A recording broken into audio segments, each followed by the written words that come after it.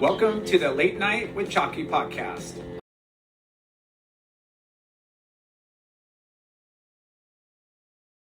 How close do I need to be? Am I good? That's Probably just a little bit closer. Yeah.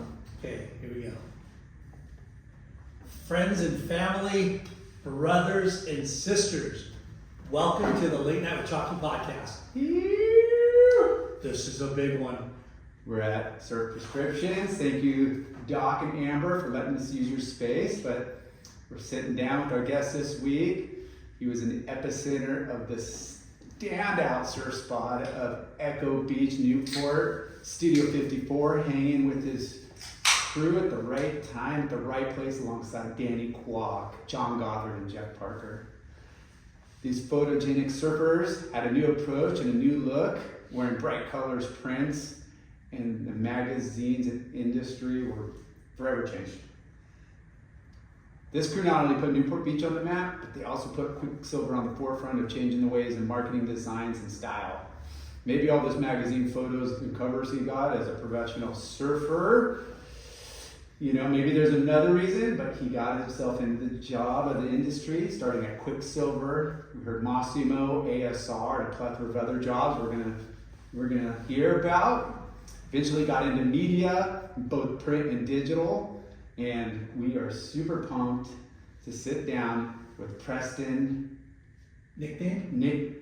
PM Whoa. Murray. Preston PM Murray. Dude. Hey. Pat Tenori's PM too, so wherever we see each other, it's PM real fast. Hey, you're the senior, so you can coin it first. Yep. You coined it first, but this is pretty amazing because you and Kwok and Parker and I'm sure there's other characters that kind of fucking exploded in the early 80s, and you guys were agents of change. Yeah. You guys were fucking trendsetters. Yeah. And man, what an incredible time for surfing and industry and surf culture. Yeah, Well, perfect storm. Funny thing about it was that as it's happening, we had no idea it was happening. It was You're just living it. Yeah. It was cool. We look back and go, wow, we did something. So Yeah. it's kind of interesting to look back on. Well, let's fucking do a Cheers. cheers. Merry Christmas, Yeah, Happy New Year. Happy New Year. It's amazing. Christmas came a little late for us now that we have Preston PM Murray. But tell us where it all began. Start from the beginning. Pretty lucky. Grandparents were on my mom's, dad's side, were fishing at San Onofre in the 40s and 50s before people were really just starting to surf down there. So my dad was down there with them. Both my parents surfed. Mom was from La Jolla, dad Pasadena, and parents, as far as back as I can remember, they were members of the San Onofre Surf Club. So Wow. back when it was private, a lot of people don't know that story. Your mom was a surfer too? Oh, yeah. Shit. Yeah, I got pictures of her, Waikiki balsa wood board, pulled. Epic. Probably one of the first, maybe 25 women surfers in California. Dang. That's some that was- lineage right yeah, there. That's pretty cool. And then, as far as I can remember, I was on the beach in San Onofre every summer. And How did your parents meet, being from Pasadena and Hawaii? they were both athletic. My dad, kind of a small story, I'm trying to make it short. My dad got recruited by this guy, Hal Sachs, to be a San Clemente lifeguard during the summers when he was like a senior in high school and I think freshman in junior college. He'd go down to San Clemente. San Clemente lifeguards were kind of the shit back in those days. And they'd surf trussels and they had it all to themselves. And there's a guy, Pete Peterson, all these different guys that came out of that little crew. And I think they might have met at San Onofre or something, or some mutual friends that they'd set him up. So we'd go to San Onofre, mom would go surf, dad would go surf, and we would be in our little mats and slowly but surely just kind of working our way out in the lineup. And so kind of the San Onofre thing was kind of where my little gig got going. And you're talking rubber mats. Yeah, those canvas ones back, Yeah. those like yarn canvas, Yeah. everyone had one of those. And then, And those are, it's funny, we've talked to a couple different people about those things, and they're kind of making a semi comeback. well, they're super gnarly, like they just rub you. It's a gnarly canvas, and the new ones especially. So I remember first board, this kid Dave Wirtz. You guys probably know him. He was the Clark Phone delivery driver forever. And I'd seen him, anyway, but he stripped out a longboard, made me a little board, or just made a board, zero rocker, plywood fin, $20, round the beach of Santa Rosa. That was my first board. Bought that thing and just started surfing on it. So What? that was probably 10 years old. But I've been in the ocean, all just doing other stuff up to that. Ride your parents' longboards at all? Or Not so much. Just way too big. on top of the mats and just whatever. And then all of a sudden, I think I was about 10. And do you remember, was there a lot of like surfers? Well, it was private. It was a private club, but it would be packed in the summer. But you knew everybody. Everyone parked in the same place every weekend. There was little groups. Every 50 yards, there was no little group, and everyone parked in the same place. So you got to know At Santa? Yeah. Wow. Yeah, we had these stickers up and down the window of the car. I remember the car had these stickers all the way across, 20 of them or something. And But it was private. yeah, so you go in, like let's say you're going, you go to Santa, you go up, you kind of look down and see lowers, and you go right. Well, back then you'd go left into the base, and the base would see the sticker, do this weird salute thing, and then you'd go kind of the back way, kind of by churches, and get down to Santa. Wow. So, I mean, literally, I was there farther than my memory can even remember. I mean, the one thing I do remember, there was this guy, Hal Sachs, championship, and he won the Duke Kawanamoko overall award at the U.S. Championships. Remember the one with the helmet and those pictures. So back then there'd be a power race, there would be tandem, there'd be all these things, and he would win the Masters, win the tandem, win the power race, and he gets this giant trophy anyway. He would take the kids out at Santa Rosa on this big, gnarly tandem board, way out there, you'd be scared shitless, catch a wave, he'd just kneel on the back, and he'd stand on the front, and all the way to the beach. Wow. So he'd just be the stabilizer. Yeah. So that was kind of, I do remember like holding on for dear life, getting up on my feet. We could just do that for hours. It was really cool. He would just like line the kids up and just like do it for. That's so rad. Was anybody venturing up to like lowers or churches or? I know that older teenager kids probably were. I wasn't. But they weren't really allowing No, people up there. we weren't supposed to go up there. Yeah. And so you would see guys up there once in a while from Santa Rosa surfing, but it was still pretty off limits. Sneak in, sneak Yeah, out. that was Nixon days. He was like, he'd come to the Western White House. They'd shut it down. They'd shut down and put a big Coast Guard thing would sit out offshore. That's when you knew he was there. They'd sit out there. And where did you guys live? We lived in Pasadena at the time. Wow, okay. And my dad worked for McGuire's Mirror Polish. Yeah. Polish. So that's Somebody else's dad did that. so Somebody else, yeah. So that's in Pasadena at the time. McGuire's.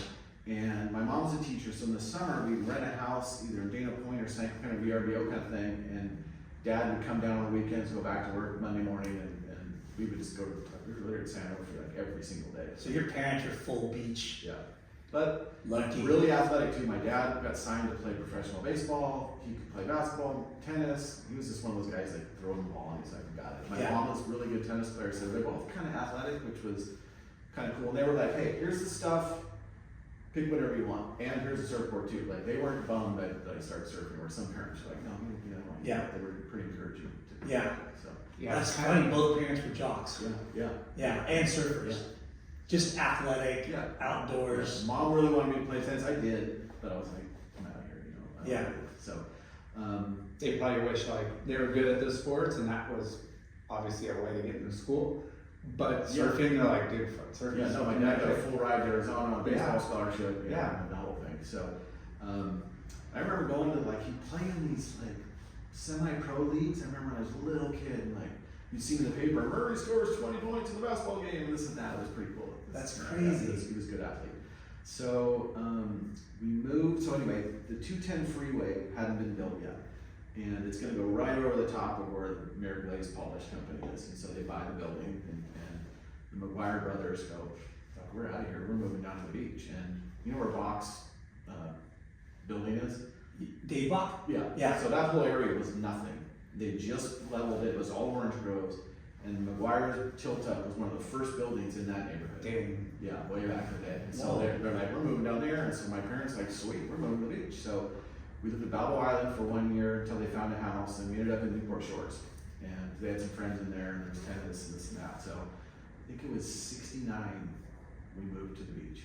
And it was lucky. So probably so What a cheap life still. changer, right? Like, Yeah. What if that doesn't How old happen? were you? I was 9. Dude. Yeah, if that doesn't happen, who knows? I don't, you know, Yeah. I've never surfed, like, go through your whole life changes. So wild. Yeah, it's super wild. And there was it was a fun neighborhood, bunch of kids, bunch of families. And those homes were fairly new then, right? Kind of, but it was weird. Like, it was super inexpensive. You could buy the house, but you didn't buy the land. Mm. The oil company back there owned the land. They Yeah, so their houses were like 50 grand or something. It was like really easy to move in. And great neighborhood. Went over to the Frog House. Parents bought me a sea suit short john, my first wetsuit. Sea suits? Sea suits. Remember sea suits? No. So you know where Cordy is? I probably remember seeing it. Like, I'll send you guys an ad. I got one on my phone. You know where Cordy's shop is, Cordell? Yep. That whole building was sea suits, wetsuits. Back in the day, yeah. Wow. And they just made these like smoothie, you know, short johns, long johns, beaver tails, Yeah. but dorky, but that's all they had. Frog House had them. And then they came out with this other line called Primo, which had like red legs. It's kind of Primo wetsuits. The Primo. Primo by Sea Suits. Wow. Yeah. And it's funny because a lot of people don't even remember that. It was like right there with Costa Mesa. They were making them, selling them right there. What a trip. It's a super trip. So, grew up in the shores. Was there like other neighborhood kids that? Oh yeah, full on. Yeah. But my two best friends that right down the street, we'd surf. We kickboarded a lot. You know those little kickboards from, you know, you do swimming? Yeah. I love those things. The hard hard ones? Yeah, those Yeah. the ones, you know, whatever. We had kids, we got out there. I remember getting a barrel on one of those. I still remember it to this day. Like, I got a barrel, and it came out. Because we pull in, we never, you know, I got this little left, you know, Right in the story. yeah. So anyway, this kid, he was probably 21 or something. His parents played tennis with my parents, and we find out that he can make surfboards right in his yard. It's like kind of down the street guy. He's like, I'll make a board for like $100. So my mom's like, all right, you need a proper surfboard. That yellow thing, like just full of poke fish, just pearl every time, no rock, everything's horrible. So Dave Worshboard? yeah, Dave Worshboard, yeah. So this guy makes a board, but it's like a 6 feet. I don't know why we came up right to that number, but he just thought that's what we Easy to paddle, catch waves. Yeah, but I couldn't even get my arm around the thing. Like, shit. it's like kind of lame. And then Color. it was like a baby blue, like resin tint kind of thing. It had a little headline and everything. It wasn't great, but it was, you know, he did a good job. So What was the guy's name? It was the Macros. I remember the last name was the Macros family, but he was a stepson, so he had like a different last name. I can't remember. I'll think of it in a minute. But so there was the Frog House. Obviously, was there. TK was just like the shop rom at the time. It was pretty classic. And then So TK was there a long time ago. yeah, but he was just like, you know, kid. I don't remember him, but Yeah. you know, supposedly he was around. But That's you a know where Big Belly Deli was? Yeah. Okay, so that was two surf shops back at one day. Wave Tools was on one side, and this other brand called like Blue Cheer or something was on the other side. And they were Wow. both just little tiny little shops. And then all of a sudden one day those closed, and they're working on it, and all of a sudden South Shore Surfboards takes both buildings, cuts the wall out, and we're like, South Shore? We didn't even know what that was, you know. And Chuck Dent was running the thing, and all these really nice resin tint South Shore surfboards, and they're like $200. And we're just like, oh, you know, we'll never be able to get one of those, you know. What a trip. And South Shore. South Shore, yeah. This guy And Jim Fuller. If you ask around Huntington, everyone knows from back in the day, Jim Fuller was like this big I've production. heard the name. Yeah, he was a production shaper, he did all kinds of boards for Infinity, all different people. And some investor put him in the shop in Santa Ana, and they popped out a bunch of surfboards. Wow. So, And was Chuck Dent already doing Chuck Dent? no, it was after that. Okay. And we'd go in there and hang out, and he would just, you know how he is, he would just like rouse us to death. Yeah. Just, like, make it miserable for us, but it was fun to just hang out there and just listen to him do his thing. So was that like one of the first surf shops, like TK's? Well, Frog House Frog was House. first, yeah, and so what the significance of that is, in the back of the South Shore shop, there was these boards in the corner, and they were like $100, and they had this big lamp that said the outfit. And I was like, Outfit? Yeah, the outfit. Like, what is that? This big, like, kind of sunshine wave thing. But the boards were brand new, they were $100. And there was a little 6'4", I'd go in there and just stare at that thing for hours. Finally, I convinced my parents, like, I think I got it for Christmas. You can put it on your arm. Oh yeah. It was proper. Big proper, stuff. No, 6'4", it's like, I was little, but it's like, it seemed small, you know, Yeah. at the time. But I had a brand new board, first time the other one was brand new, but it was funky. This Single was fin? Yeah, single fin, box fin. Had to buy like a big brewer fin, stick it there. And have that for a little while. Starting to get into surfing, but still kind of early teens, mostly in the summer. I just had a short on it. I don't think I surfed in the winter. Yeah. And And most kids would do the same. yeah. Not really surf in the Yeah, wintertime yeah. because the suits kind of suck still. So during the summer, my mom would teach summer school as a teacher, and she's like, "You're not just running wild, okay? So summer school or swim team? Because back in the day, the shores had a full swim team and the pools back there. So, oopsie, Killer. sorry about that. What? Usually I get like verbiage. So I did summer school once, and I was like, this sucks. Get off school till 12, black balls up, like you're totally missing the whole summer. So swim team is only 2 hours, 7 to 9.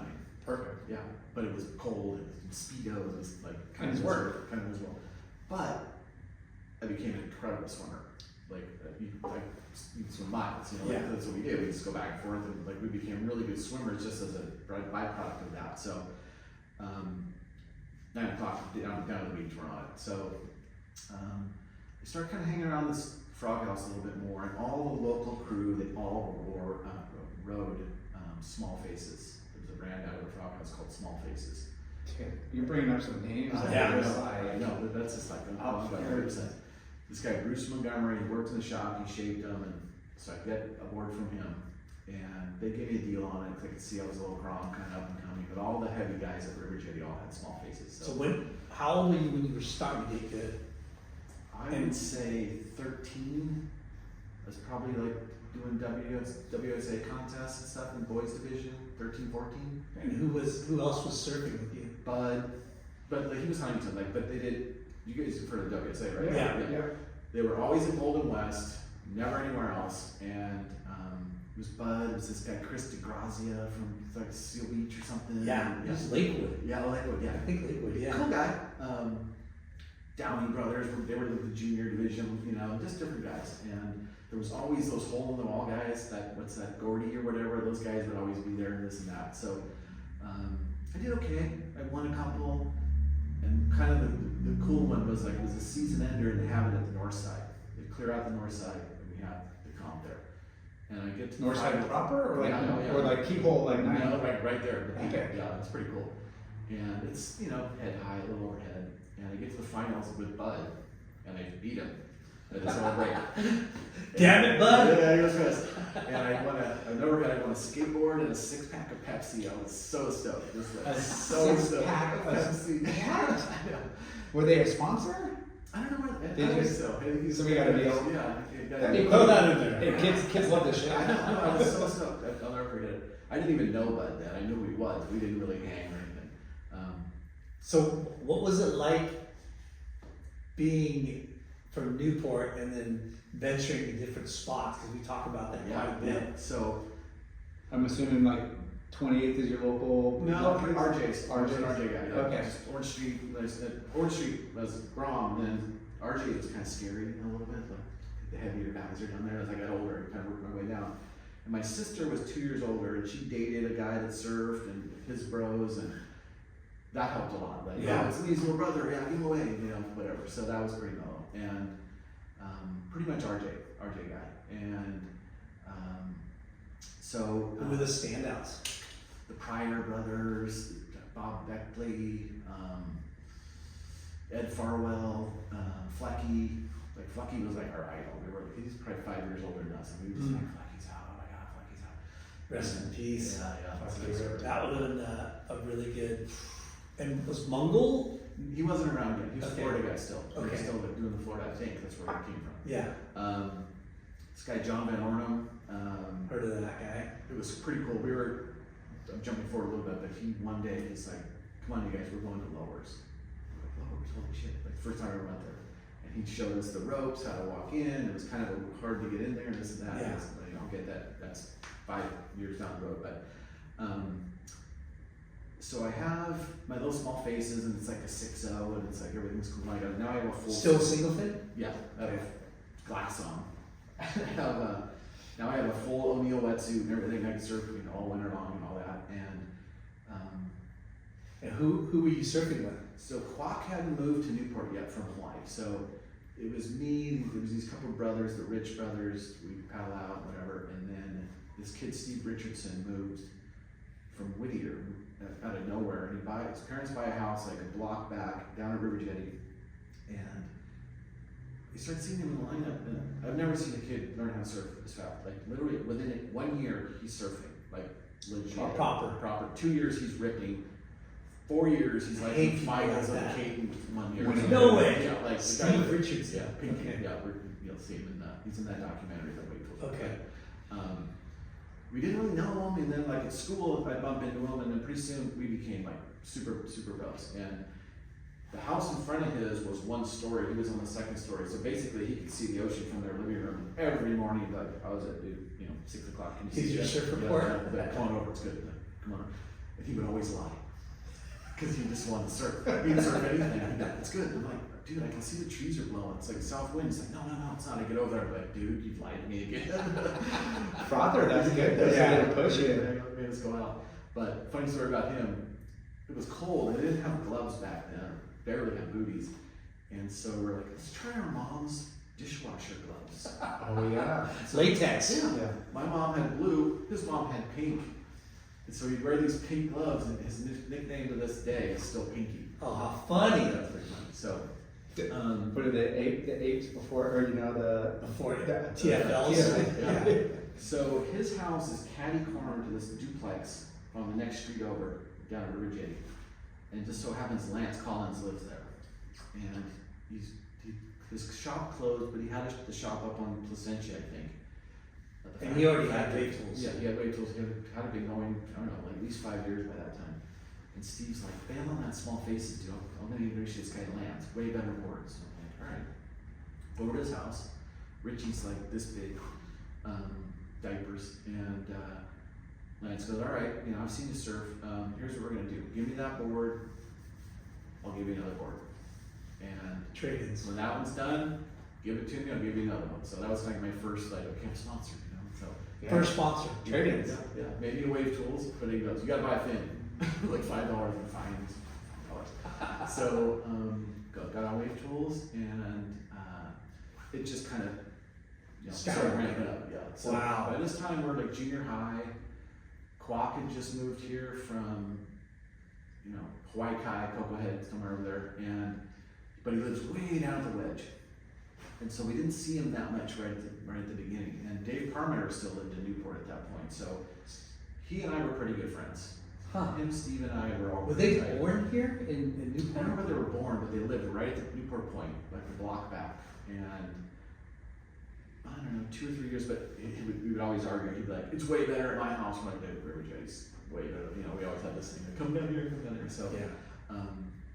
So you guys are all gnarly people in a close proximity to each other. but all just still young and Yeah. just starting to. It wasn't kind of until high school till we met some of the other dudes from the other schools, Estancia. Yeah, because where would you go junior high at So this I time? went to Newport Heights, which was weird because most of the kids, if you were on one side of the Coast Highway, you went to Newport Elementary. Mhm. If you were on the other side, our side, you went all the way up to Newport Heights, which was stupid. Yeah. And we went to Ensign Middle School and then Harbor High. So I think I kind of got to know Danny a little bit in junior high. And that summer we kind of surfed together a little bit. And then we get to freshman year in high school, and there was an English teacher. Are you both riding for wave tools or? He wasn't, but by that time I think he was. I think somehow we hooked him up somehow. Yeah. I have a picture. I'll send you some stuff you can put on Instagram. And were you guys instantaneously friends, or was there like? You know how it is, like, you surf, sweet, you're Yeah, like, yeah. if you shared that bond, it was like, we weren't that picky. Not a lot of kids surfing anyway. Yeah, so, but then once you get to high school, like, it's like the Estancia kids and, or Costa Mesa High kids or whatever, they're just like, oh, these guys are cool, and they're riding Juan Ashton's from guy making up in Costa Mesa, and everyone's still kind of in their little neighborhood, but now we're in school together, we kind of get to know each other. Yeah, junior high is like a whole world opening, right? Like from all the different elementary So schools. there's an English teacher, Lex Kudos, really interesting name. He surfed a little bit of longboard, and he's like, we're doing a surf team. I'm like, like, sweet, you know? So like tryouts is blah, blah, blah, Saturday down at Orange Street or River Jetty somewhere. It wasn't all the way to River Jetty, it was kind of between Orange Street and River Jetty. It's like my spot, you know? And we gotta do tryouts. And so I go out, and the older guys, there's 5 or 6 older guys, they're like slam dunk, they're on the team kind of thing, seniors, whatever. And DK, myself, Hugh Johnson, Dennis Langdale, Steve Richardson, like, we're freshmen, and we all make the team. And it was kind of a surprise. Some older guys got bounced, you know, it's like these young guys fucking are on it. Yeah. So it was kind of cool. We should run the surf team. And it was kind of a clout thing at Harbor High, to be on Harbor High surf. Oh, it's Harbor High, okay. Yeah. We'd be in a little newspaper and stuff. And Edison had a team, Huntington had a team, Marina had a team, and like we were kind of in that little world. Every once in a while we'd maybe go Dane Hills or something, but it's kind of an organizing, we just kind of do like an impromptu, like, hey, we're having a contest against Marina, whatever. It was just starting to kind of get going. And Orange Coast College was the #1 college in the nation, supposedly. Yeah. And We've heard that a couple times. our coach, For surf. for surf. Yeah. Our coach knows their coach. I still know the guy, Larry Hayden, because I see him around. He was an NFL ref of all things, but it was like, we're gonna surf against Orange Coast College just as a scrimmage, just to see how we do, you know, and we smoked them. Shut the front door. We smoked them. And it was a High schoolers against freshmen, like half the team's freshmen. Yeah. And we smoked them. We kind of know some of them because they've been at Harbor and they just went over. Yeah. I knew a couple of the guys, but we smoked them. Like you're like the first new schoolers. And all of a sudden it's like, So good. no, totally, because like we weren't running twin fins yet, but we might have had a stinger or two in there or whatever, like some, you know, definitely different boards and stuff. Yeah. And it was a big deal. Where'd you guys compete at? Same place, just like down by Orange Street somewhere. It's just easier down there, but it was easy to clear the water or whatever. So that was kind of the first like, shit, Eye opener. we kind of got some shit going here. You know? Yeah. So, full on walking around school, just like, Yeah. being in the school newspaper, like Quack Murray, you know, we were always, him and I were always like 1 and 2, you know, like back and forth battling. Yeah. And there was 3 or 4 other guys that were, you know, ended up being our super tight crew. But we didn't hang out at 54th Street. No one surfed there. A couple guys would surf there, but you never would even look at that spot. Just because of wind quality or the I don't vibe? even know.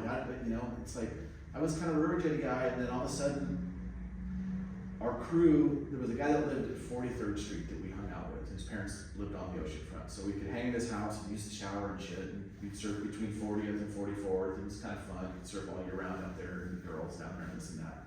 So that was kind of our spot. And all of a sudden, the city council does this, like, we're gonna sit down and rethink the whole blackball thing.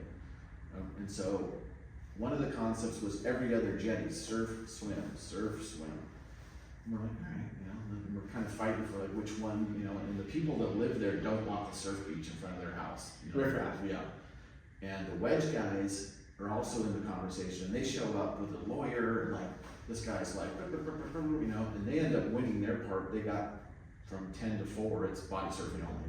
That's when that first started. Those guys set that up. So the council sits there and they like, and all of a sudden they're like, here's what we're gonna do.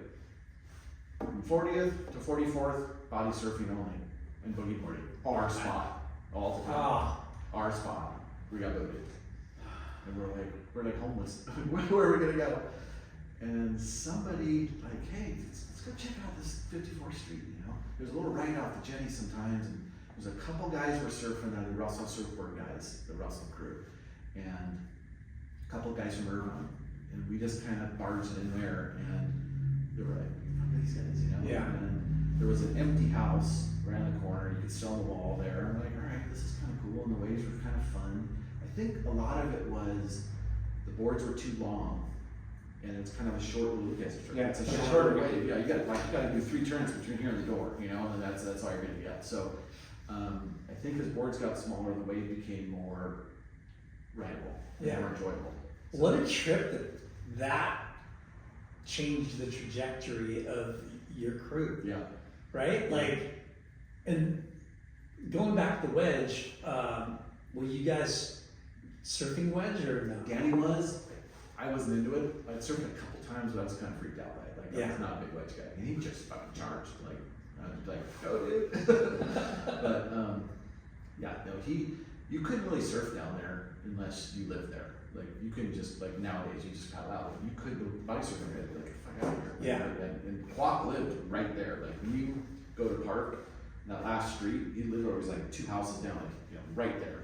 So they all knew him, and he charged, and they kind of respected him. So, Yeah. But there was only a handful of guys that were allowed to even surf out there back then. What about like Newport Point on those certain swells where you guys like, Just barely. because it's so like rare that spot like lights up. We were just starting to kind of get into that. Like it was pretty big, not to be kind of tripping. Like we paddle out, like like there's the main left, and then there's like the 18th Street Peak, and then you kind of like go down the line a little bit, like It's a little half the smaller. size. Yeah. And so we like that's. I mean, everyone kind of starts with that, and so we kind of. So let me back up a little bit. So. Surf team thing, the Black Hole thing, so we get booted. So the surf team thing's going, we're stoked. And then he goes to the athletic director of the high school and says, hey, this is a sport. I want my guys to have surfing PE and not have to go to your PE class and wear your stupid gym shorts and all the bullshit we had to do. And the guy's like, yeah. So Tuesdays and Thursdays we had surfing PE in the morning. So we had our first period was our PE period. Like the football players would have the last period would be their PE period, so they could go to football practice, whatever. So we didn't have to be at school till like 9:30 or something. I can't remember what it was, but it's super easy to go and surf, get dressed, and make it to school for the second period. So we had that going. We were like, Made it. we got it absolutely made. You're rolling in all salty and dirty. And surf all the time. And then the other 3 days we could kind of do whatever we wanted, which was surfing anyway. So it was awesome. So kind of fast forward a little bit from there. We got kind of cocky and like we can go to show up for PE class and like this and that, and he booted us off. I think we were juniors. And he goes, "Fuck you guys!" Like I don't Juniors in high school. Yeah. Okay. I don't care. Dude. I mean, we're just starting to maybe get one shot in the mag or something, and we're kind of, Danny did NSSA. I didn't. He somehow, and he did really well. For I think his junior year, he finaled a couple times, he did pretty good. Was gonna make the national team, I think, but didn't have the grades or something happened to him. He just said, okay, no, we couldn't make the grades. So, the whole contest, WSA was done. Wasn't a lot of contests really to do, so there wasn't that, we were kind of in limbo right then. So, So you got kicked off junior high, yeah. or junior in high school.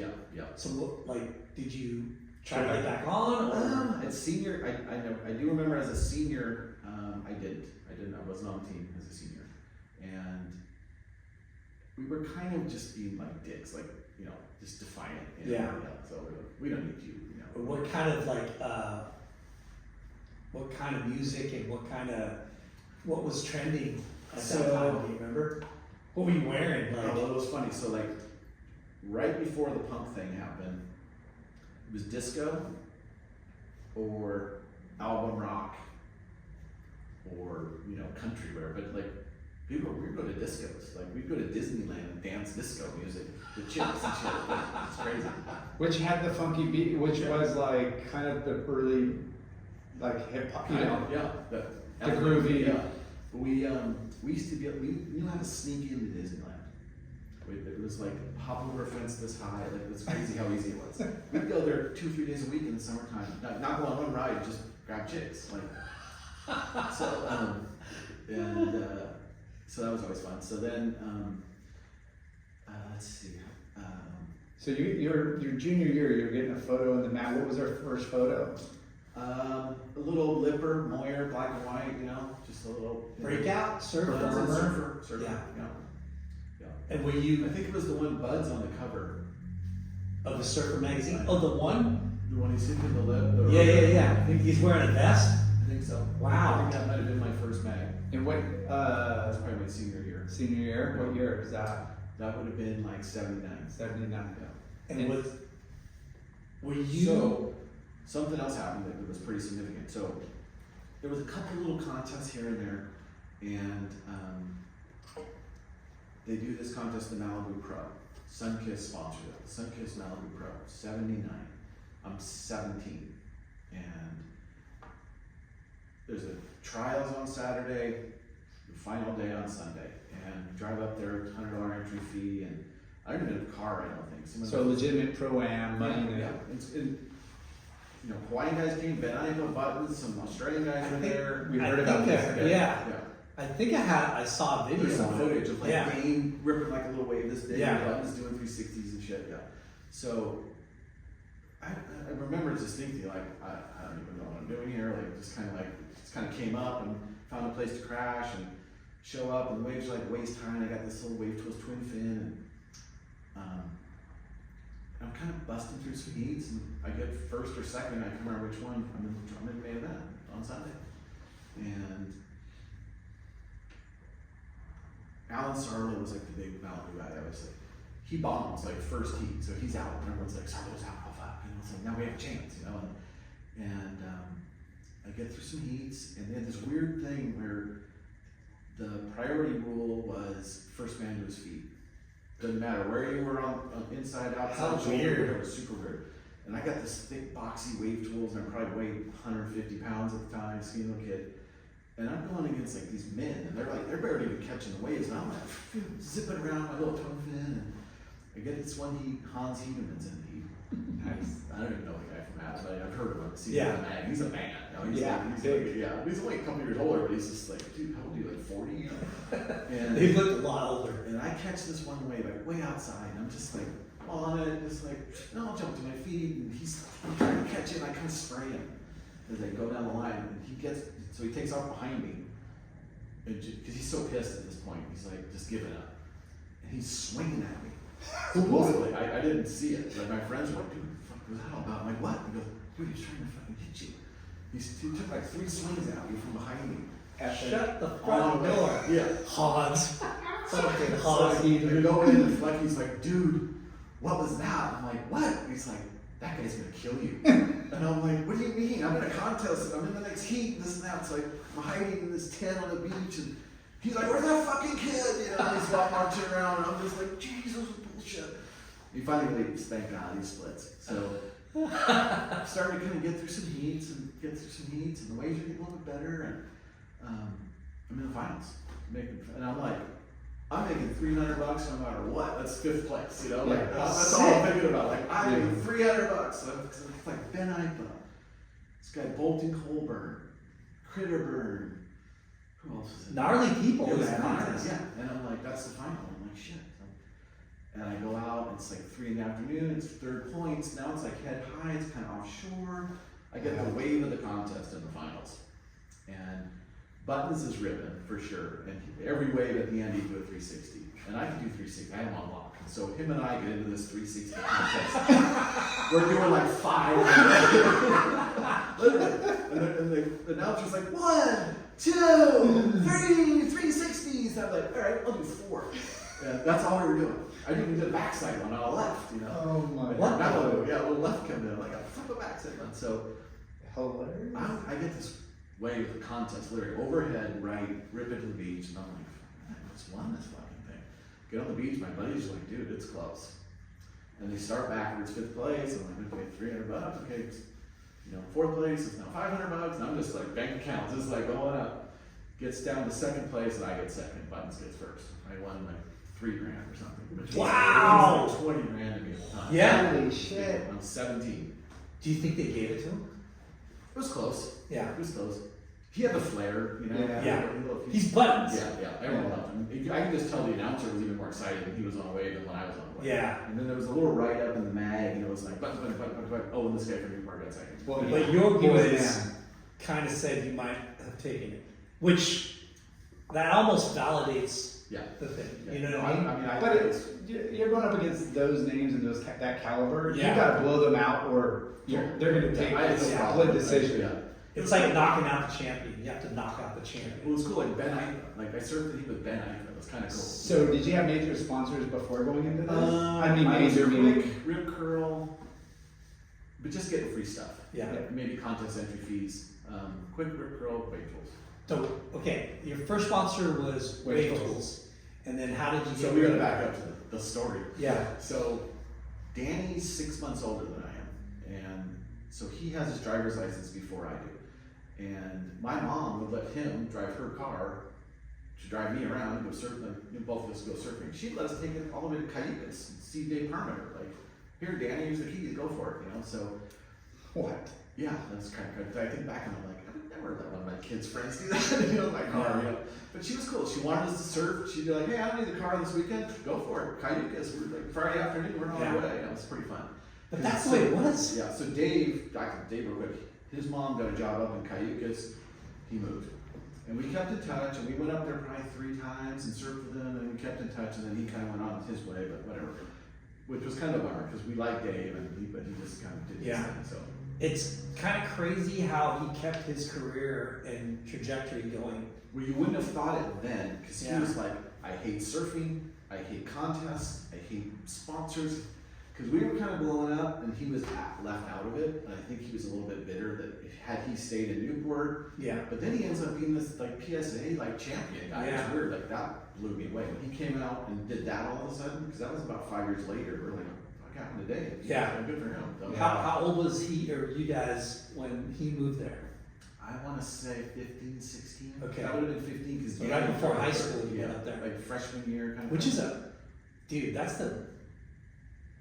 that's a heartbreak yeah. move. It was From Newport to fucking yeah, no, he was Summers at Newport to Central Coast. Fuck, Yeah. you can't even Yeah, compare. he was bummed. Waves. But he waves. made the best of it. He surfed up there like killers in some of those spots. We're like, yeah. it's for real. But still, right? Like at 15 years old, Yeah. going, Yeah. wait, mom, what? No. And part of it was like she didn't want to raise her kids in Newport. It was a lot of that. And, Yeah. and Bam, John, his little brother, he was like out of control. So she's like, hey, right. So anyway, so right about that same time, Quicksilver comes to Costa Mesa, and I think Free Ride, that movie Free Ride came out. Yeah. And MR's got these like 2-panel like Quicksilvers, and everyone's wearing Quicksilvers, and Is that the movie that Sean and him shared the barrel of? that was the game changer. Yeah. Everything was like these stupid surf movies, but we go to the surf theater in Huntington and watch them over and over. Just like, no, we paddle out of Huntington in the nighttime, whatever. That was our little jam. And the movies were terrible. But we're fucking going out. Yeah, and like all of a sudden, Free Ride comes out. Music, guys are ripping MR on the twin fin. It was Slow mo, like killer cinematography. Unbelievable. Yeah. So that was the Taylor Steele video Absolutely. of the time. Yep. Like previous videos were cool, but not like Dude, the MR. not like game changer. They were dumb. Not hot, like dogging. There was a or one beautiful super exotic. session. It was like Bertleman with this loose fin and the stinger. Like there was little bits and pieces, but they were kind of lame. Yeah. Music was bad. Like voiceover, narration was just super cheesy. Yeah. Um, Corny. Free Ride came out, had a budget. They had original music. It was pretty rad. And like MR on that twin fin and off the wall, I was just like, okay, I need to do that like tomorrow. Like Were I you went riding straight to twin fins Wave already? Tools. I went straight to Wave Tools and like Lance, you gotta get on this program. Just thinking how many shapers got orders, like Oh my gosh. immediately I after seeing copied the the movie. color, I copied the spray on MR's board. I was like, I'm Mark Richard as of today. And I mean, that's what we did. We stared at videos and magazines, and you're like, I'm doing that airspray. no, that one, there was mag shots with like off the wall cutback. It comes and busts the fins out. He does like a 2-hand layback, like slides all the way down the face and then corrects at the bottom. I was like, oh my god, like that was rad. Yeah. So And were you guys like frothing every? I literally went every to month? Wave Tools the next day. I'm like, Lance, I need a twin fin, and he had made twin fins. And if you watch the documentary, Lance was a genius. Like he just never got credit, I think, for a lot of the stuff that he did. Yeah. He's like, I'll make you a twin fin. 2 days later, I got this bitchin' little MR copy twin fin that was like magical. Were you talking with him on like, obviously like this board worked, this one was stiff? Like, were you tech, or were you just telling him? Not so much. We didn't know dimensions and shit back then, leaders and You all just that. He left it up to He him. surfed. He surfed pretty good Yeah. back in those days. And he'd see us and be like, man, that's not working. Like he would just watch us and go, okay, I'm gonna do this, and like he'd give me a board, I'm gonna try this one. But that first twin fin was like money. Wow. Yeah, I was just like, okay, this is a game changer, full on, like totally from like a 6.0 single fin to that was like, actually, there was a little stinger minute in between there. We saw, remember the cover? It's Mark Liddell and Buttons, and they're on the jetty at Ala Moana. They're not even surfing, they're standing. They both have those flames I'll send you a picture of that. The flame, I saw the order form from ordering board. They both have matching flame IPA stingers. And we're like, that's cool, like we're doing that. So I'll never forget that board. The first wave on that stinger, I went to jump up and it just went that way and I went that way. And I was like, holy shit, what was that? So loose. But eventually I figured it out. And they were fun to ride, but they just didn't drive. And it was, but we love buttons, we love Bertleman, we loved all that. So we did that for like, I don't know, 6 months, maybe 2 boards or something. And then the twin fin thing came. And Lance made really good twin fins. That was his probably peak era of his you know, his little world. So you're sponsored by Wave So Tools. just Wave Tools at that point. So here comes Quicksilver. They're all over a free ride movie, and McKnight gets the license, brings them over here. But at that point, they were just. Did you know McKnight already? Not at all. Was he? Did you see him surfing? Recognize him? No, not really. But a couple guys that he worked with, we knew. Like, he picked up a couple local guys to work like reps for him, and this and that. That we kind of, but they're all older than us, so we just kind of knew work. At this point, they're shipping the stuff from Australia, and just selling. And they have a little Kwanzaa type, kind of where Catalina Fish Company is now. It was right there, and we're like, okay, we're gonna go. They would let the Groms come up there and buy them for like $15, I think it was. And we're like, you know, we're from, you know, split parent families, this and that. It's like $15 might as well have been 1,000. You know, this is before I won any money from that contest. I'm just like, hey mom, pay the extra chores, let me scrape together $15. And we go up there and we go through every one. And we're like, this is the one I'm gonna buy. And then they got them on this wall rack thing. It was like 28, 29, you know. And we're looking at each one. Okay, here's the. And while we're in there, we're like, fuck, that back door is fucking wide open. So we go down and we concoct this plan. Who is this? Danny and I. Okay, just you two. Just us two. Nobody else. No. Whose idea? Yours? I don't know. Honestly, it was mutual. Like we both kind of were like, fuck, it's on. Dude. Yeah. We both had This the could be same easy criminal sport. mind. Like, yeah. And you're how old? 15. He's Fuck. 16. He's driving my mom's car. Yeah.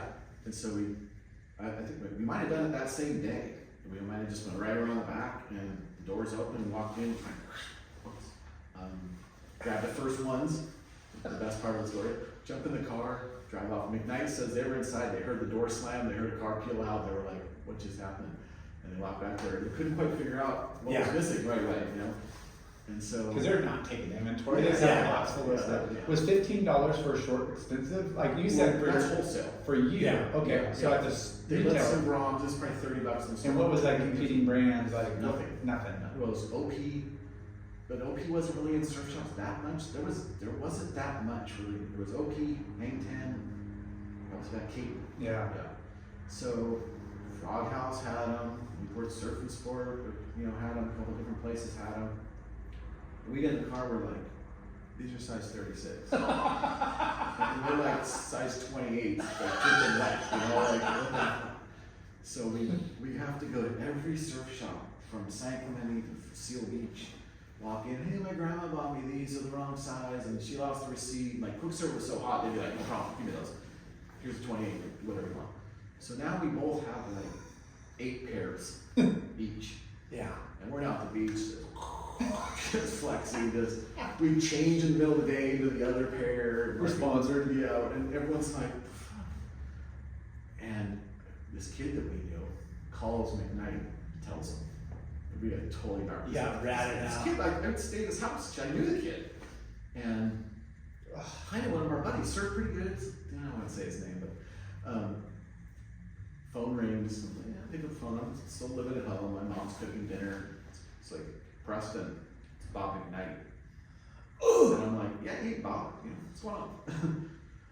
He goes, you need to come up here and talk to us. And I did right then. Of course, we're fucking hammered. So I go up there. They shut the door behind me, and there's all these dudes. Just by yourself or with Danny? No, Danny went separate. They had Okay. us go separate. So I go in this room, they shut the door, and they're all like, just big dudes. They're all like, we know what you did, and you got a week to come up with $100. It was like $100 or something. And I had to sell one. I sold one of my surfboards. I got 2 at the time. I sold one of my old ones, and my parents were like, what's going on? I had to like keep it super on the DL. That I Yeah. told my parents this now. Came up with $100, paid them, and Danny somehow had a little trouble coming up with money at the time. He couldn't sell a board or whatever. And so they're like, okay, you're gonna wash cars, you're gonna do this. Like they just Made it work it off. Oh yeah, they made it slave it off, like pretty gnarly. And it's funny when you hear Bob tell the story, they were like, once we weren't there, they're like, we got something, guys. Like these When are kids two- were trying to steal like, shit. These are the two like hottest little rippers in Newport, and they're trying to steal the shit from us. Like we got something here. And he tells that story a lot. It's like they almost looked at it. It's like that was lame, but Yeah. it's kind of cool for them to see how. I mean, at the time, they're just like fucking little shits, but yeah, in hindsight, How like, lucky how were cool. you that they didn't fucking Yeah. like just throw you in jail or prosecute or? So, Now, how many pairs did you steal? I want to say it was like 12 or something. Okay. We had like 6 or 8, something. It wasn't a lot. We had like 6 or 7 or 8 or something. And you were gonna resell some of them? Like, you just like, I got one for each day of the week. Yeah, I don't think Yeah. so. I was like, these are fucking mine. I paid for them eventually. So pretty soon they were like, that was forgotten, and they were like, hey, come on up and get some shorts. Like in pretty short order, like Really? by 6 months, like that had all gone away and everything was forgiven. And so pretty soon we're like, okay, come on up and give you some shorts. You know, like it turned over fairly quickly. Now, did Bob have like a team like yet or? No, they were still kind of riding on the Australian guys. Okay. And they were in the mag, so they didn't really need to per se. Like they did that stuff was selling out every time. Yeah. They were selling out fast. Then they started making it over here. They couldn't make it fast enough. Literally, it was just like jamming. Yeah. out there. And like Russell surfboards was popular.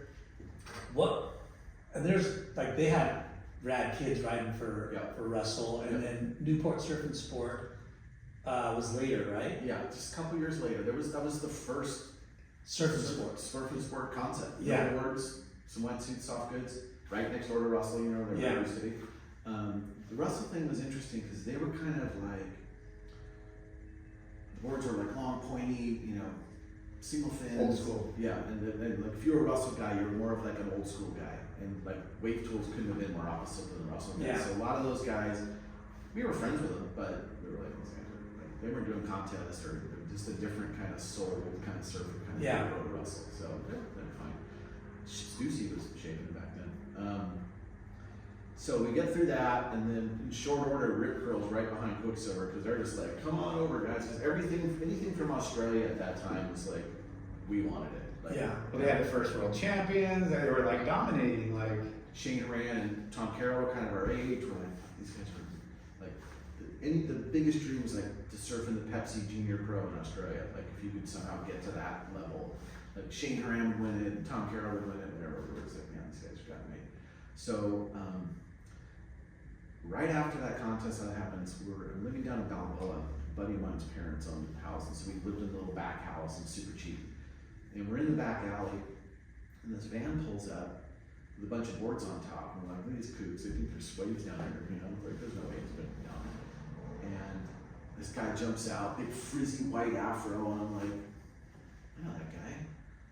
That's Terry Fitzgerald, Terry Fitzgerald. yeah.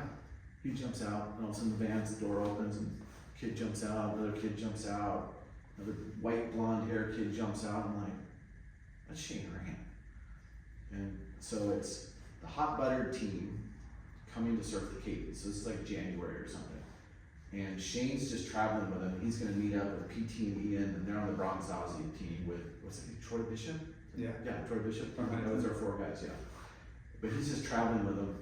And they realize pretty quick, we watch them walk out to the beach and they're standing there in Balboa, it's like, and they start talking to Shane. I'm like, hey, what's up? And he's like, I'm trying to surf around here. I'm like, come on. And so he peels off from those guys. We throw his board in our car, take the Blackies, have a good time. And that was like the beginning of it. I just talked to him the other day. I've been really good friends with him this whole time. So we anything from Australia, basically. Like if you got a Surfing World magazine or Tracks magazine back in those days, it was just like word for word, just Yeah. anything. And so Rip Curl comes over, McCoy Surfboards comes over, and then Danny peels off and goes to McCoy from Wayne Tools, which is kind of a big thing at the time. It's kind of a bummer, but Oh yeah, that's right. yeah. So I think that first summer we show up at 54th Street and sunny, waves are good. Moyer's already down there. That's where that was his surf spot where he would go just to surf. And he was a pretty good surfer back in the day, yeah. And we could kind of get to know him. He actually took a picture of me at Doheny when I'm like 15. Beaver tail flapping, and I still have it somewhere. And so I kind of knew him a little bit. I'd see him around, and he'd be like, "Hey, man, we should surf over with those guys." He'd really encourage you, blah blah blah. So he shows up one day with his little camera and he's like, "Hey, why don't you guys go over to the jetty and let's take some shots?" And we didn't know anything about that, like how to set up a photo shoot or what to do or anything. And he just from day one, just like, "Hey, here's what we're gonna do. You're gonna surf right there, the sun backlit, front lit, whatever." How old were you guys? 17, 16, 17 by then. Okay. And that one summer, just for some reason, the sandbars were good, the weather was good, the lighting was good, and all of a sudden we got like, we're in the mags, like we're starting to get shots in the mags. And it was really funny because, so Jeff Parker wasn't quite there yet. He had moved from Whittier. He might have just moved. And just through determination, he kind of just was like, beat it, Coop, like it's kind of obnoxious how he is. And sorry, Jeff. But he, got into the crew and worked really hard and became a really good surfer. And he worked at Wave Tools. His nickname was Ding Man. He would like do anything, sweep the floor, just to get a board, whatever. So our little crew starts to come together. Gothard. Gothard was probably actually surfing there before we were. He was a Russell guy, and some of the Russell guys would surf the rights off 56, and he was actually, I'm pretty sure he was surfing there way before we were there. So that first summer, waves were great. We got a bunch of shots in the bag, and we were like, "Well, this is cool." And it's crazy now that you're saying all these different names. Gothard was on Russell, but he was getting Stussy boards. Smirk. Yeah, so was on. Gothard was Russell. Stussy wasn't a label yet. He was probably getting boards from Sean, but under the Russell label, I'm guessing, or maybe Tim Pony or something. But, yeah. Pretty quick though, Sean was just about to jump in because I know Smirk and Gothard and a couple of guys all of a sudden were right with Stussy's. So, and when you met Shane, is that when you got on Rip Curl? No, I was already Rip Curl before that. Oh. Yeah, because you guys know Don Craig from Old Yeah. School? Yeah, so he was running Rip Curl first. And they came to Costa Mesa first, and just because the Quicksilver kind of broke the door down, and those guys were all from Torquay, so like, "Hey, call McKnight, we'll hook you up," and they got Don Craig to run it, and Don kind of knew, he's like, "Hey, want some wetsuits?" I'm like, "Absolutely." And so I got on Rip Curl quick, And Rip Curls were the shit, Oh, for sure. The Agrolite. shoulders before the Agrolite, these shoulder zips. Yeah. Yeah, they were terrible, but they looked cool. Like, you see Quicksilver knocked those off when they came out. Yeah. So it's like, these little zippers would break like that. But like, there's pictures of like MR with the shoulder. So, and there was a guy down in Torquay. If you ever went to the contest, if you're a team rider, you'd go to this guy Sparrow, and he'd make you the most insane custom wetsuits, colors, just whatever you wanted. Yeah. It was pretty cool.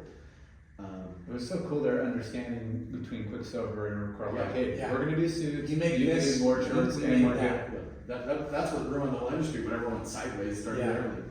But if you were a Quicksilver guy, there's a pretty good chance you were a Rip Curl guy. They kind of even like, "Hey, we'll take your guy," and kind of cross promote. Yeah. So after you guys ripped off Bob and Quicksilver, We were forgiven, thank God. he put you on the team. Yeah. And then what was like the arrangement? Like, you didn't have to do a portfolio, right? You Yeah, just- I have it. I just looked at it the other day. It's in my storage space. Dude, I love the fact that you kept all this shit. Yeah. Yeah. So You had to put a portfolio together? yeah, I barely showed it to anybody though. I had one. I had like third place in the San Onofre boys division, like the most trivial little stupid contest results. But we had back shots, like that. Not very many kids had back shots. Yeah. And we were like, and I've heard from a lot of different people our age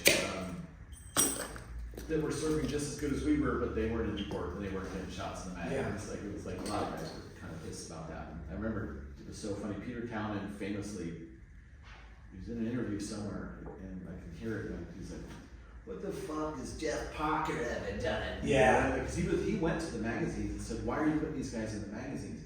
I got NSSA champion over here. You know, I don't even know who he would have been." I think I remember that controversial. He makes this whole little scene like dude, it's, you know, Australians look at surfing way more as a sport than maybe Californians do or whatever. So I don't blame him, but he's like, "Hey, we're working hard over here, and these guys are getting all the shots in the mag." You know, like I get it, but it's like, hey. And there's a famous beef between Gothard and Sean Thompson. Yeah, exactly. Yeah. When they were doing the California tour. O'Neill tour. Yep. And heard that Big, story. bigger Yeah. photo. Yeah. But I mean, the whole thing can change. If you look at mags from the 70s, let's say, there's like a story about kelp.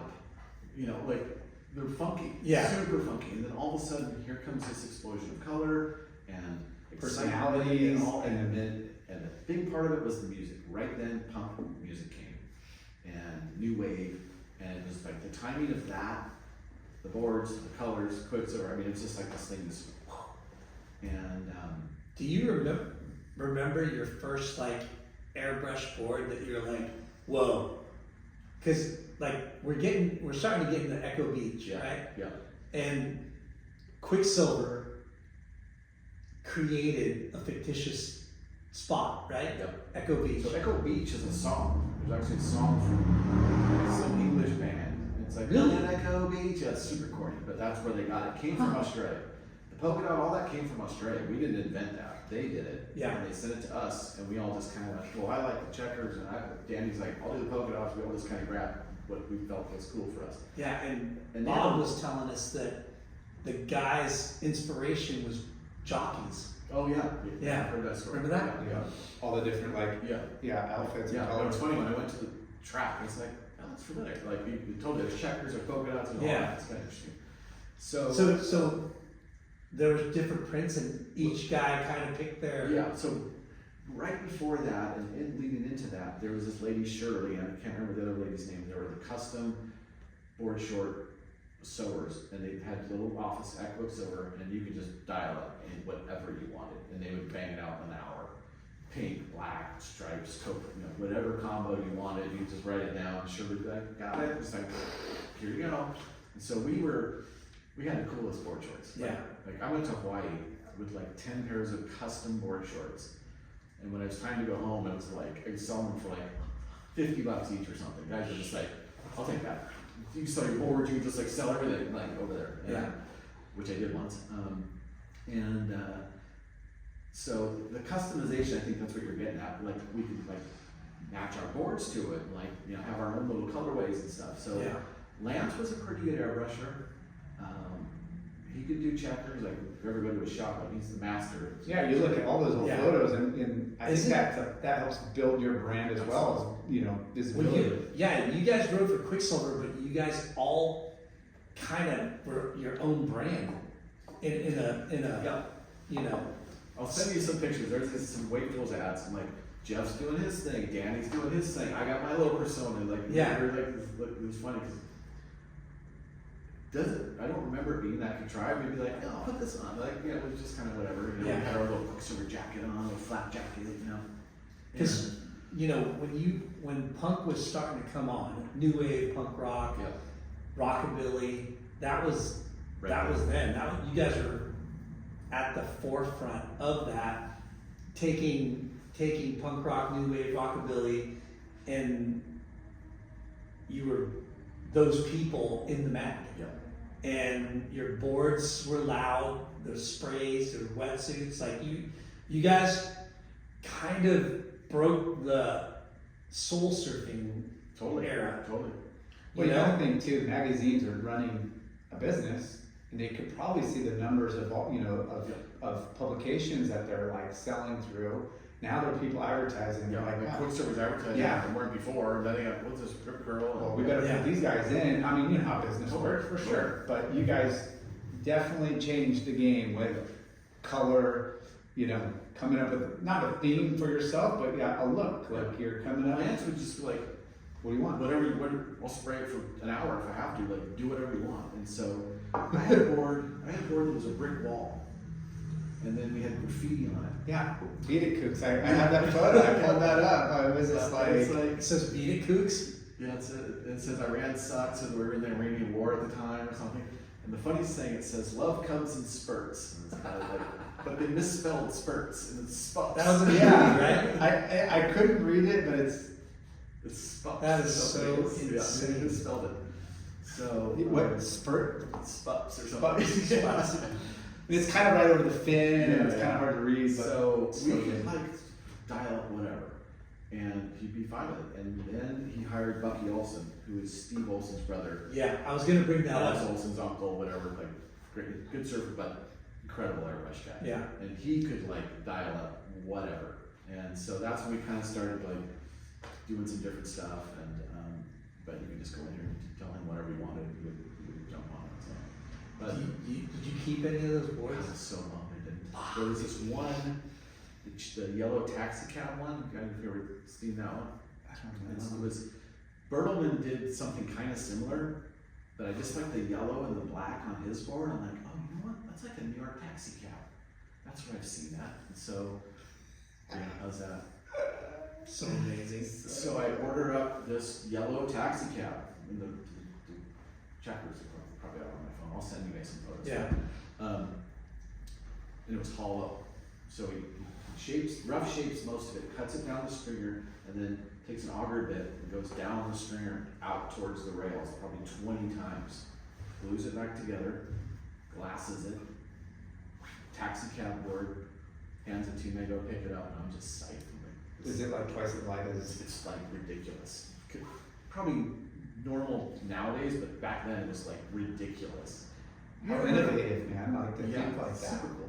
4 ounce, like one coat of 4 ounce glass, like maybe a little tail patch glass. Like it was just like, phew.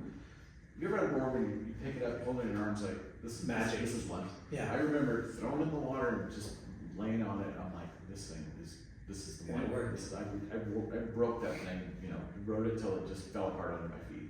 And I did pretty good on it in a couple contests, and Yeah, how's that integrity of like it not holding didn't up? last long. No. And it ended up, there was a Hard Rock Cafe in Faction Island in Newport, and they wanted it to be a surf theme. So they kind of asked around the community, and Lance had it, and he cut it. And it used to be in the Hard Rock Cafe, like into the wall like this, so just half of it was sticking out. And it had my Preston Murray model on it, and everything was pretty Yeah. good. Like, that's my board, you know. And then it just got lost and never saw it again. But I'm so bummed. There's a couple boards. That one I wish I would have kept. You know, I wish I would have kept. I see guys that kept every board, you know, their whole lifetime or something. Like I kind of wish I kept 4 or 5 at least. Yeah. But I'm just like disposable. Maybe you know. Just, So were you tripping when you, Danny, and Jeff were like the poster kids of Echo Beach? we didn't really know it yet. Like at that point, we're like, this is cool, and it was happening so fast. It was like, Sorry to interrupt, but like McKnight, you know, right? It's his company, and the whole Echo Beach thing is starting to take off.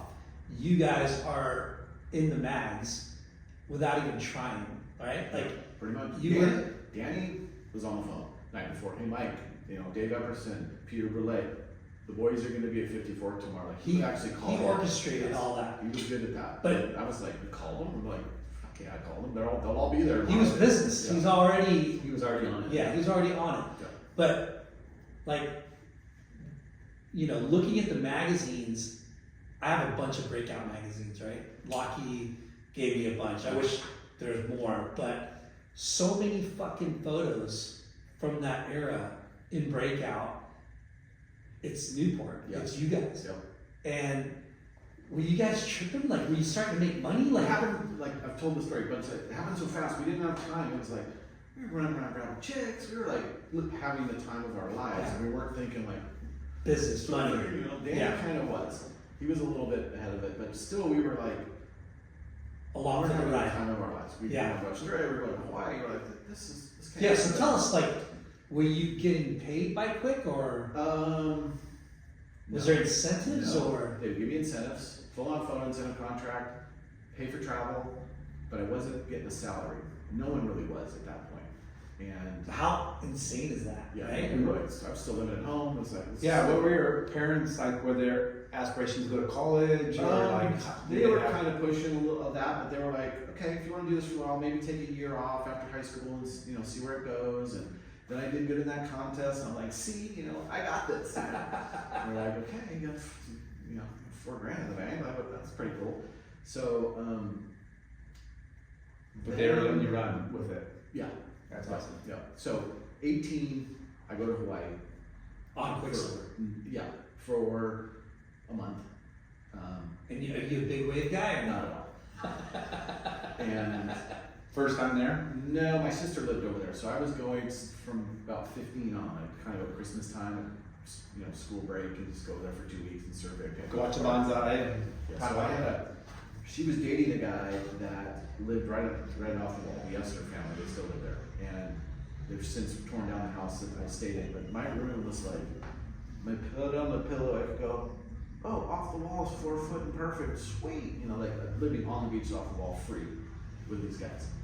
And so, great story. So everyone used their shower. And a lot of people knew my sister, knew them. It was like, oh, Lee's little brother, like Joey Bryan's this kid with donuts in the shore break. And I'm just like, sorry, Joey, see that go down. And plus, if you were Quicksilver back then, Quicksilver sponsored the Hui and made all their shorts. Yeah. So if you were a Quicksilver guy, you kind of got a little pass on the North Shore. Mickey Nielsen, a lot of those guys were all wearing Quicksilver, so we're like, where were those guys?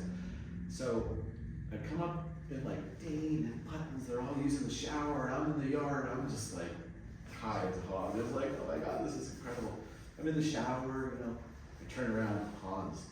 Oh no! Inch from my face, and it's like, I remember you. and I'm like, all right, you're going to the dentist after this, I think. And right then, here comes my sister around the corner, bopping around in her bikini. She's pretty good looking, tall blonde. And she's like, Hans, give me a kiss, Hans. Like, have you met my brother? And he's like, yeah, submit your brother. And he walks away, and I was like, whew. And that was that. Yeah, that was that. That squashed it. Yeah. Was he cool after that, or just kind of, not cool? I've seen him way later, but it was only like, he was my bro. Right? Yeah. But he wasn't going to pound me or anything. Buddy, how many years after that was from Malibu? Like 6 months. Oh shit. Yeah. So it's still kind of fresh. just happened. Yeah.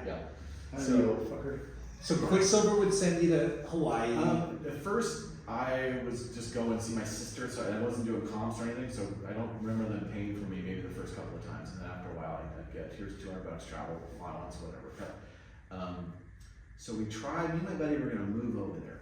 We fill up our car with stuff, we load it on the Matson barge thing, it goes over there, we get the car, someone rifled through all our shit, whatever, and we rent a house. You shipped your car Uh-huh. to Oahu? Uh-huh. Okay. We were gonna move over there, live there. What we were thinking, but we rent a place at Turtle Bay from Dan Merkel, photographer. It's $400 a month, and it's bitching. Yeah. And we're like, we're fucking living it. 2 doors down, Shane's staying there just coincidentally with Jeff McCoy. And so literally every morning he'd come over, let's go boys, like let's go, we're going surfing. He would do that early. Like North Shore's funky in the morning, the winds aren't blowing you know how it is, but he was like, hey, the only way you're gonna get waves over here, this is how you do it. So we would do it every crack it. And Mickey Nielsen, Mickey is he would drag us out at sunset on some bigger days, and I was out there on big ass days. I wasn't happy about it, but I'd have out, just deal with it, scared my life. But never a big wave back. Never, I got a pretty cool photo that Beelman took of me at Pipe. It's double overhead, but I was never really a big wave guy. I surfed the point as big as it would get. I was comfortable there, but never surfed Waimea or anything like that. I was just like not even part of that program. So funny story, that same winter, I get into the pro class trials, which was the one trials, and I think 3 guys got out of this field of like 80. And if you made it, you got in the Pipe, you got in whatever the Sunset contest was, and whatever the Hollywood contest was. You get all 3 You got all trials. 3. Wow. Just this pro class trials. Bernie Baker ran it with Randy Rarick, and they were notorious for just being masochists, like, we're gonna kill these guys. Because there are all these little whippersnappers, these little whippersnappers, and like guys like Willie Morris and shit fucking killed it. They're big men, they'd go out there in charge, and we were like these little skinny kids, and I'm like 3rd alternate, and my buddy's like 8th alternate or something. I'm like, okay, it's gonna get up, it's raining, it's windy, we're like, fuck, whatever. Pull into the lot at sunset and watch like a 25-foot cleanup set, just mow the whole lineup. And they're like, first heat starts in 15 minutes. We're like, are you fucking kidding me? And we don't even, we like look at each other and just like put it in reverse, like out of the parking lot, back home. And it never got to the third alternate, but like, there's no fucking way I was going out there. It was closing on sunset, like just nuts. And I mean, they would run. I mean, they sometimes have multiple events like that. You know, like, oh, it's too big here. We'll just move it over to like Waimea since that's the only spot breaking. Yeah. They just ranch it. Yeah. No, there's some crazy stories. Like Gary Green's one of those guys, like Waimea, like I'm not going out. Like they wouldn't even pal out for their heat, you know. But hey, I would have probably a lot of those. Closing out Waimea and they're sending you out for a contest, you know, it's like nuts. Did you surf the Catons? I never surfed a Caton. Wow. I know. That's I surprising. was thinking about this the other day because I was kind of like thinking about what I was talking to you guys about. And like, Lance never put a team in. I never was quite top 4 on the Rip Curl team. Quicksilver never put a team in, and I never got hooked up with a shop to put a team in. It just never worked out. Yeah. I never was bummed about it, but I was always like, oh, that'd be fun if we had a team. What was the first photo? Because you're a photo slut. You're one of the Absolutely. original photo sluts, Yeah. right? Like, what was the first photo that you were like, damn, like, where you were like super psyched? Well, it's funny because they would run stuff back then that would never run 10 years later. Like, they just didn't. They just had fillers. They just Yeah, needed it's like I have this picture of me. I got a picture of VLAND, like foamy whitewater wave. I'm just doing a bottom turn, like it's super nothing, you know. Yeah. One of the photos I always liked was I got a little right at the pier at Huntington. And like enemy territory, you know, I got a Brulé? Yeah. More? Brulé, I think. Brulé. Yeah. That was kind of cool. I always liked that one. I got sent to Natividad Island with Sonny Miller and John Glom and Smirk and a couple guys. We scored that pretty good. They did like a 4-page spread. That was kind of cool. Some photos in there. I got a picture at the point that I really like. Brulé took. It was like glass off afternoon, like 8 foot, just grind, double up, you know. By that time, I'm off wave tools and down right, so let me back up. No, there's a little bit in between there. I'm riding for McCoy at that point, so I kind of switched over. So, Hard breakup? not really. I don't think we would just like see it. Yeah. I'll tell you what happened actually in a minute. So, we get to be really good friends with Shane on the North Shore. January comes, we're like, we haven't even gotten a job. We're just like, what are we gonna do? Like, let's sell the car and just go back home. We use the money from the car, buys 2 tickets, we go back home. And Shane's like, dude, call me. You're coming to Australia. Stay with me. I got everything covered. I'm like, all right. So That's an amazing I invitation. think a whole year goes by. Was there like come during the events and Yes. like Yeah. So a whole year. And he's goes on by. the ASP.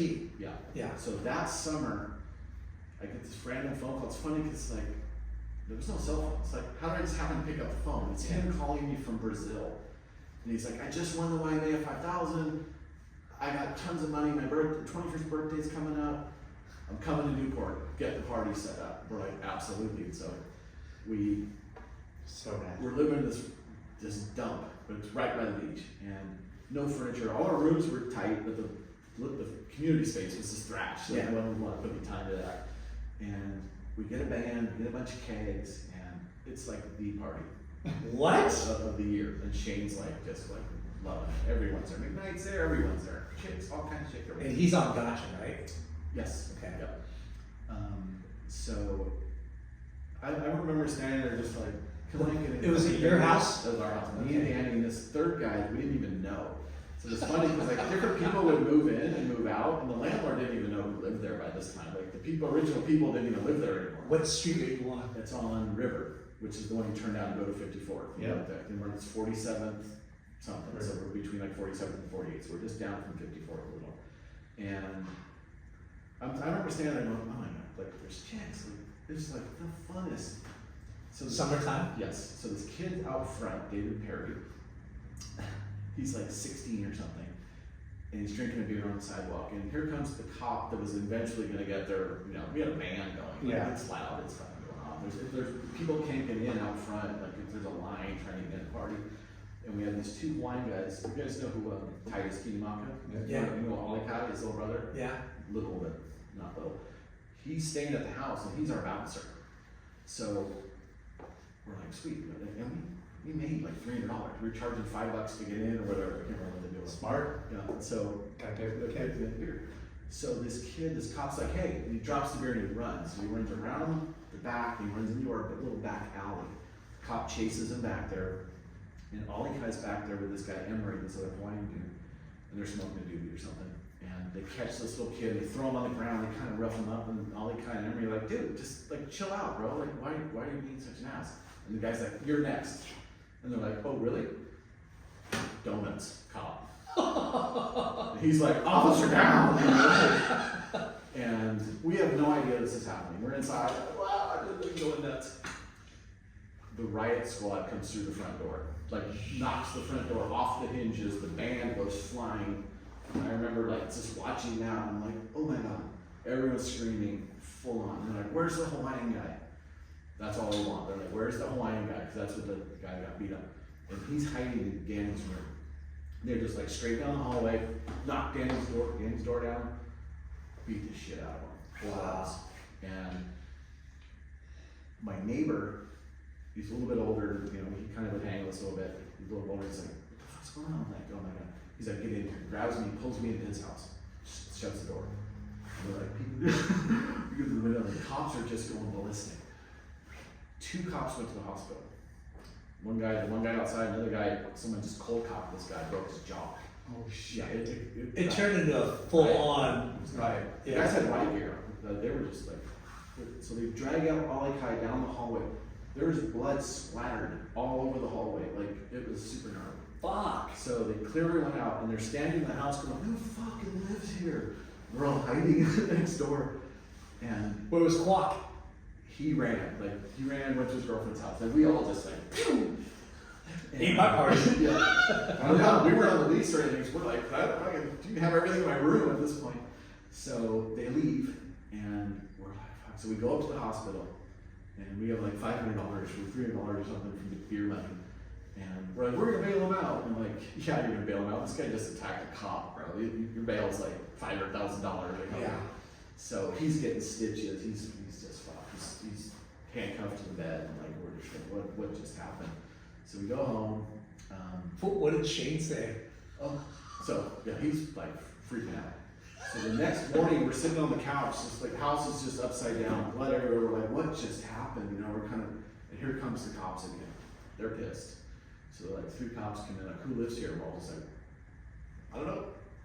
And somehow they zero in on me, and they figured like, you must live here or something. I can't remember how they figured it out. It was me.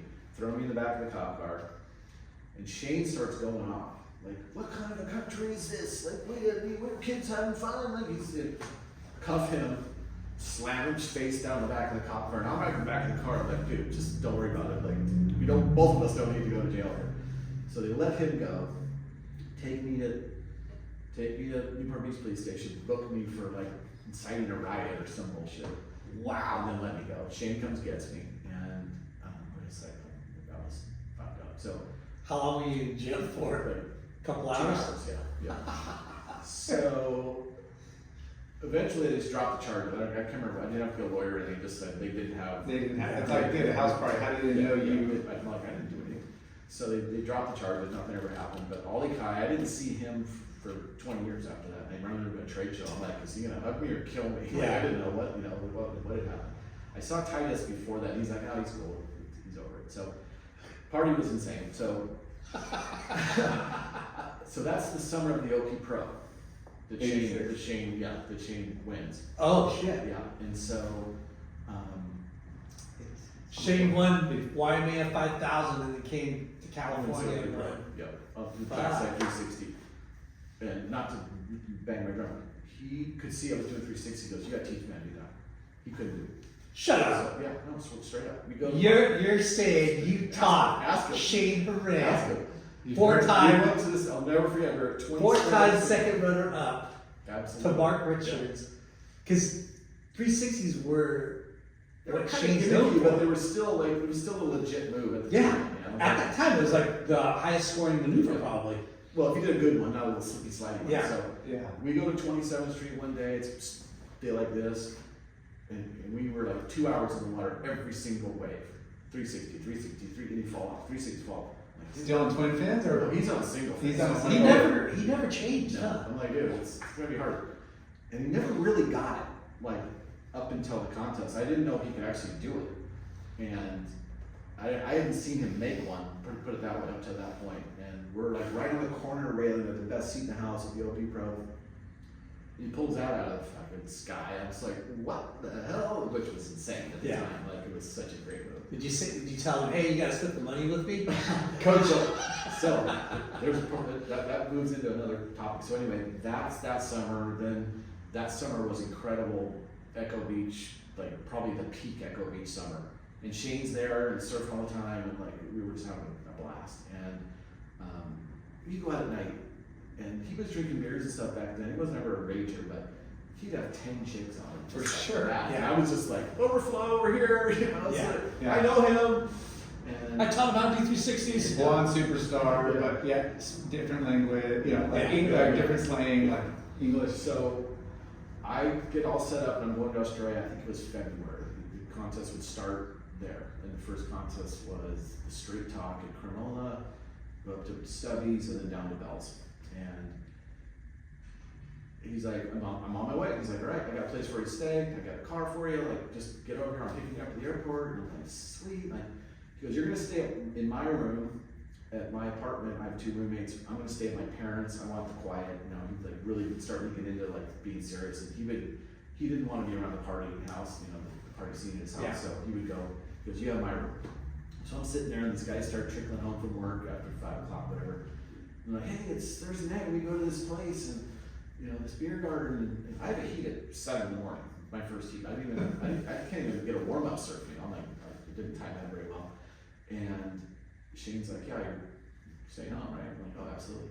These guys just like, dude, you're coming with us. You're coming with us. You're coming with us. You're coming. I'm like, oh, no, Yeah. I can't. All right, 1 beer. I'm like, yeah, okay, yeah. Next thing you know, it's with this beer garden thing, and they have a little crew of girls that they hang out with, and this one little cute hottie is just like on me, like right away. And I'm like, all right. And Just your luck. 1 beer turns into 2 beers. You know? Just your luck. yeah. And so now we're at another place, and it's midnight, and it's like, this chick does not let go of me the whole night. And finally, I'm like, guys, you're killing me here. It's like 1 in the morning. I gotta get up in like 3 hours. Like, all right, let's take him home. So they go home, and a couple of the girls come with us. And I'm like, all right, guys, great night. And I'm like, where'd that chick go? Oh, well, whatever. Go back into my room. She's in my bed.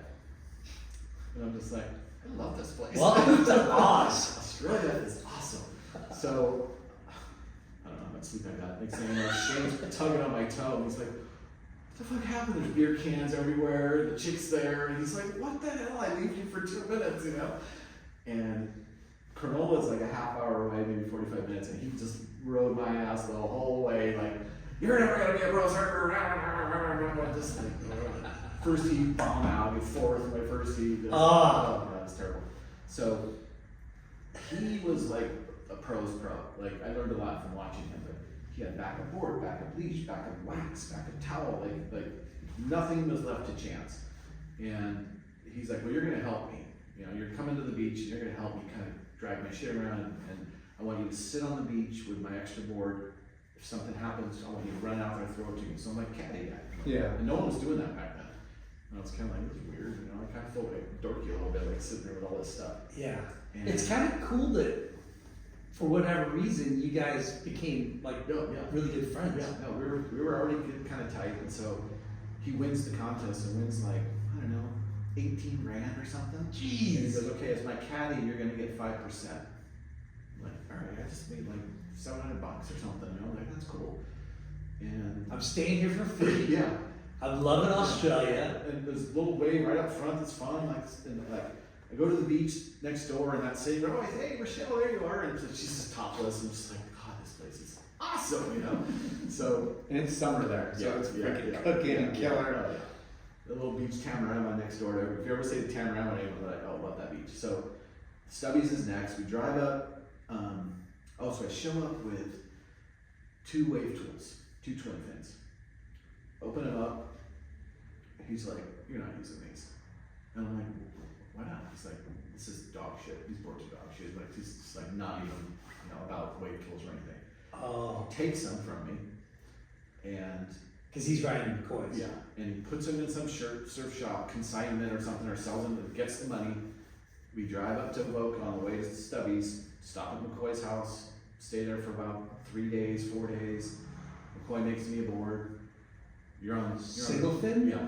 He's like, you're on the program now. Now, are twin fins and thrusters? Well, no thrusters yet. The bummer was I was a twin fin guy, so now I'm riding this single fin, and I'm like, it's all right, but I'm like, it was like I wasn't really used to it, so I didn't surf great on it. I couldn't get in the Stubbies. I was on like an alternate sim. I didn't get in the Stubbies. So now Burley Heads is 6 feet. It's cranking. It's good. And Shane's just mowing people down on the way to the finals. And he's like, you're caddying for me. We're doing that same thing, but I can't paddle in time at Burley Heads, so I need you to be in the lineup now. So now I'm out in the lineup sitting on the spare board. Me, whoever he's surfing against is man on man, and maybe a couple photogs. And I'm just like, I got the best seat in the house. He's sitting there, like MR's paddling by me, and just like, and he wins. Fuck! He's on the roll. He's on a roll. Jeez. He wins like 30 grand. And so I just make, I don't know what 5% of that is, but I'm like, shit, I'm doing pretty good over here. I'm doing better than this guy surfing in the contest, So, back to Sydney, and then we drive down to Bells. But there was a couple little things in the middle. We went surfing with Ronnie Burns. And, what's that, Black Rock? Yeah. Black Rock, got that pretty fun. Just a couple little places. Go to Bells. I'm You in guys Bells. drive to Bells? Fuck. Yeah. It's far. Yeah.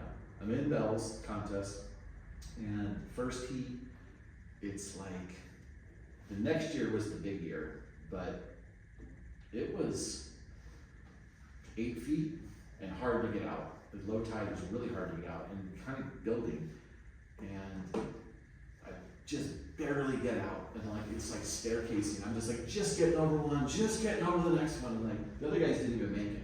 I'm the only guy in the lineup, and it's 8 feet. Finally, I just go, I'm swinging on all these things. Like, I got it, but I just fall out of the sky. The board's way too small. Come up, just rattle, just like, oh my God, and then get another one. Kind of just ride it in, go back out, get another one, get 2 waves. Make it. Win the heat, yeah. Sick. And you know who was in that heat? Peter Druin. Yeah, I think it was his last contest that he ever surfed. And he Shaper, right? No, he's the guy that turned into the Peter Druin. Yes. Yeah. Winona. Yes. Yeah. Yeah, and it's kind of weird, like in a weird way, like historical to me. Like I was probably in his last professional surf contest heat, and he just storms off, and that's the last you see him. You made him turn. So next heat, I think I get through 2 heats, and then I get knocked out. So at least I have a little bit of a better result. And then I think Shane gets 9th. So he's got 2 firsts and a 9th. And those are the first 3 hits of the year. Yeah. So that's a stellar, like, start. Yeah, he's on fire. Gosh. So He was such a machine. Yeah, he was. So How the fuck did he not win a world title? they fucked him. Mark Richards. So just kind of sidebar. The first one was either the first one or the second one.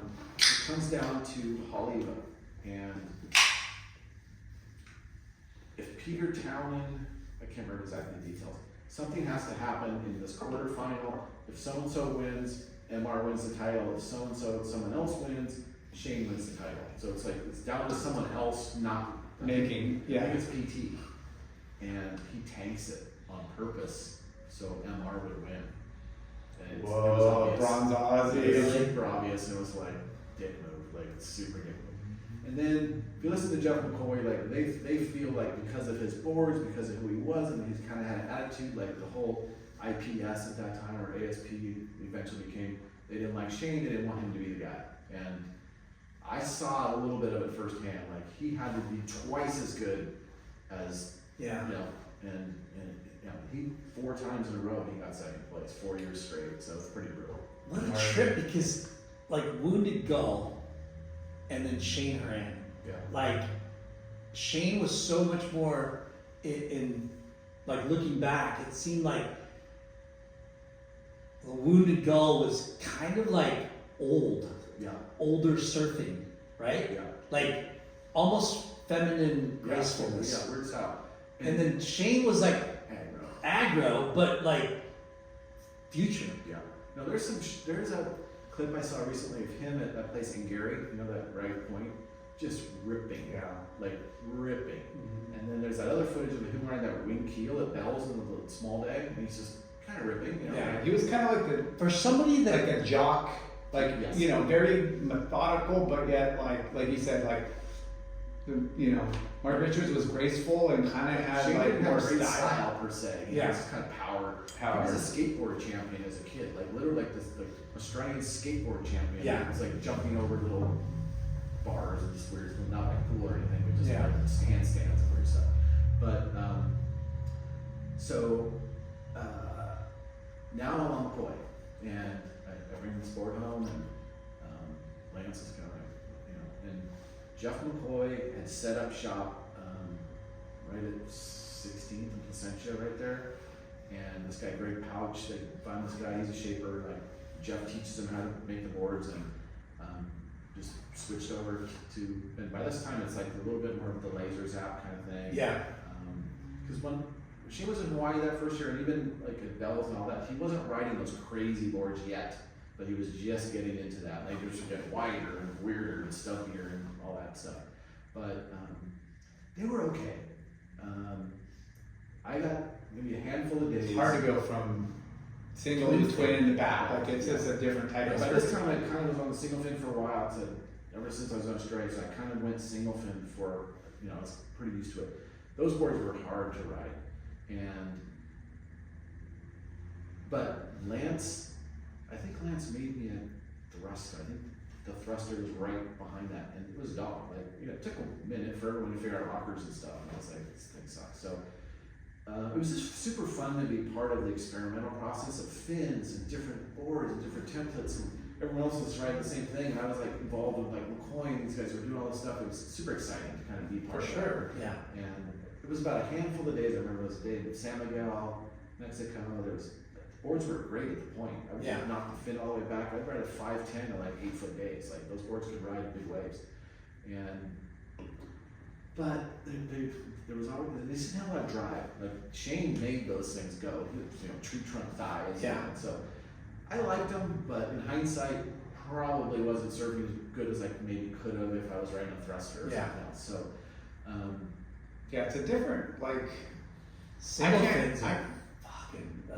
twin fin. I mean, everything. There's so many little nuances, and based on like your like how you surf. Like you said, like if you're super strong, you can muscle like the board. If you want it more slidey, I mean, you're not doing 360s like you are on the twin fin. I don't understand how anybody can go back to a single fin after riding a twin fin.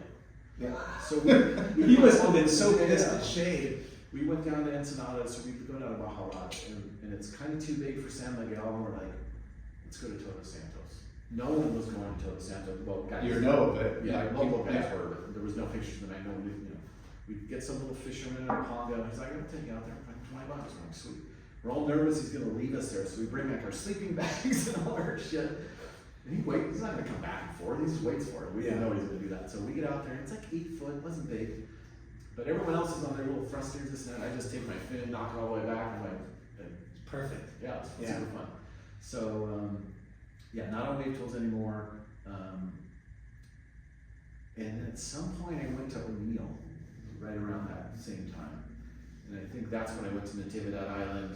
Yeah, because I was definitely wearing O'Neill on Natividad, but I was riding a Shane, Shane around laser board.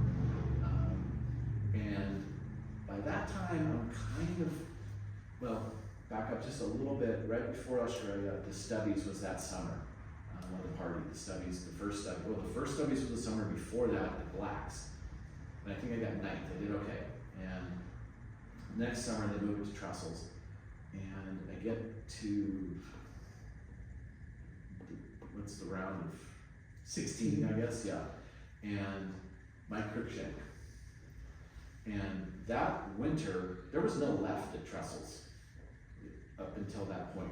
Mushy little shit wave. So that winter was this El Nino thing. And it just blew out the San Mateo Creek. And ever since then, there's been a left at Trussels. It literally happened that winter.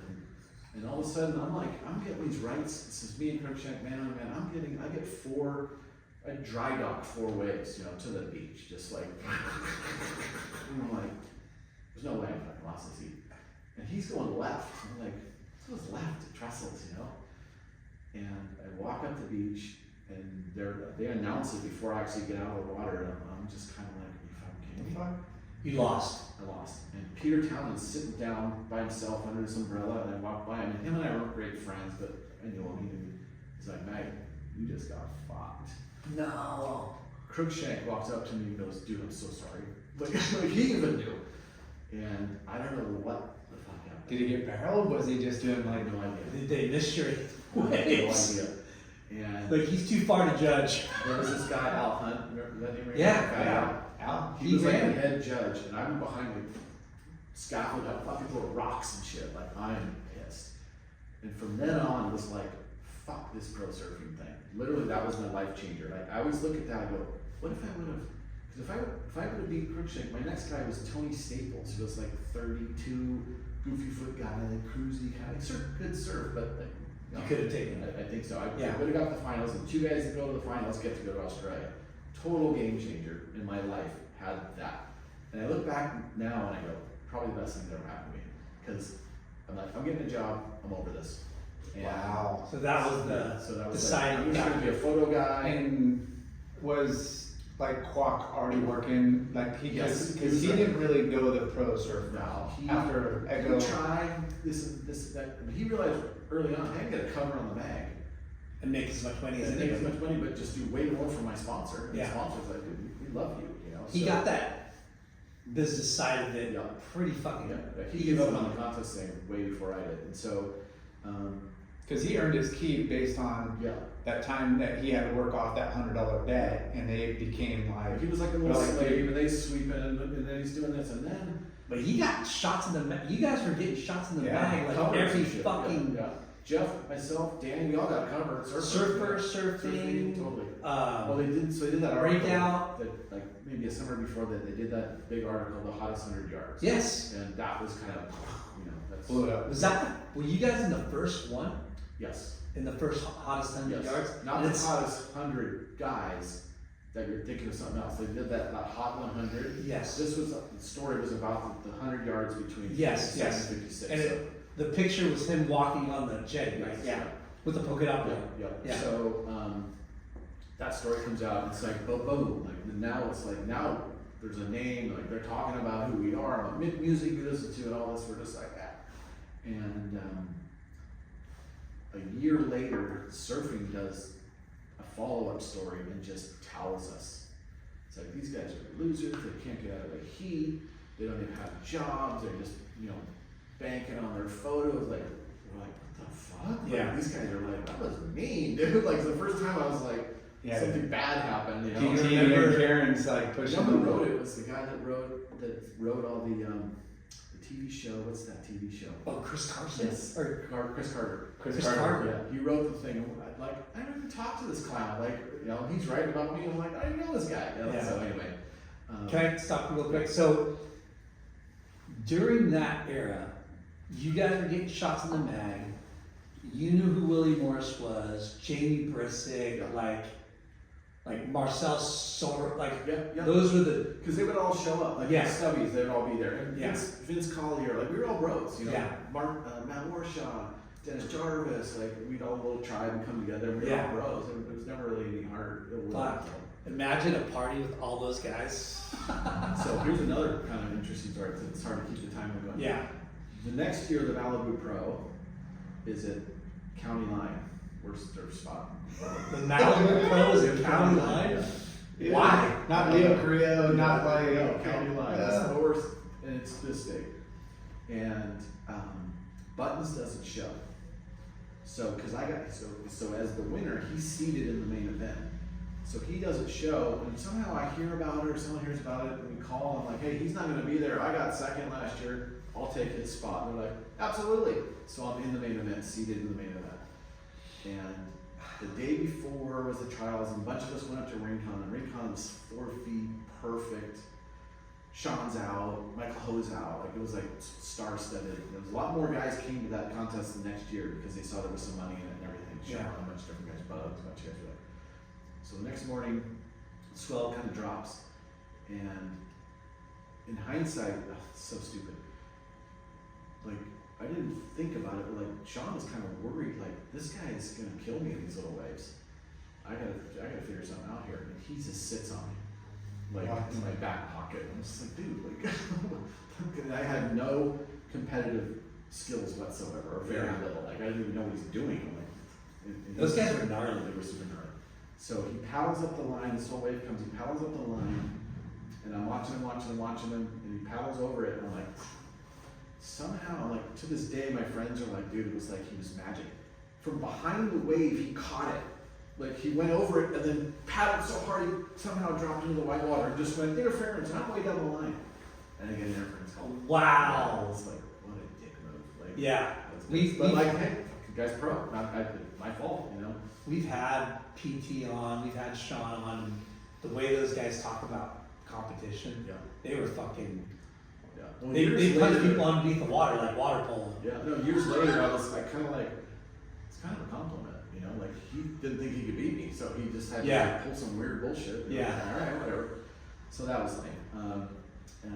So where were we? So that contest at Trestles, Crickshank beat you. Yeah. You said, "Fuck it, I'm over it," and you're gonna get a job. So I was working at Rip Curl a little bit. Doing what?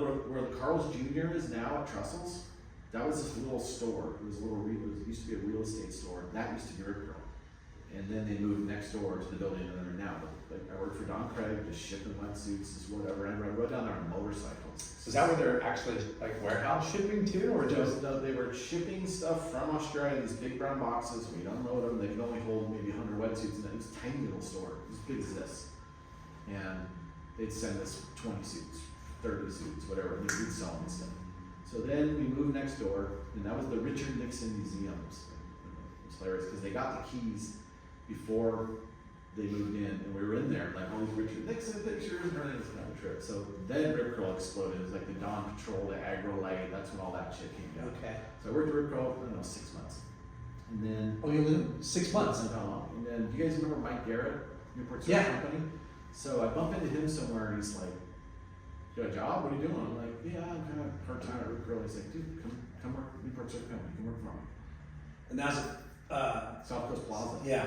Super weird. I'm like, all right. So fun job though. He was fun to work for. And we were in this little closet of a space, and right across the street, someone went out of business, or right across the mall, and they opened that big. I don't know if you guys remember. It was big. I never got to go to that, I but don't remember It was a big surf Robert shop. Colby rode for him, Yeah, a and bunch of guys. Nikolai, Yeah, a bunch and of guys.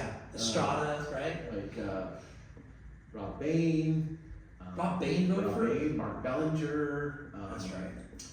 There's Kaipo. There's a And bunch what of guys. were you doing? Just We're just working? working store, working retail. But, like, you know, I was sponsored by Quick, and they'd be like, "Mom would come in, like, you know, I need something for my son. Right over here, man. Quick's a rep, you know? Like, I was sponsored by Quick, so I was just selling the shit out of Quick service. Yeah, perfect. And some kid would come in for a wetsuit, and I knew all about wetsuits. And so I was like kind of the expert surf dude, and they loved it. Mike Garrett, like, dude, you're perfect. I got to get out a little bit. I bullshit people. But you have legitimacy, and you have like, dude, yeah. Yeah, they had pictures of me up there and shit.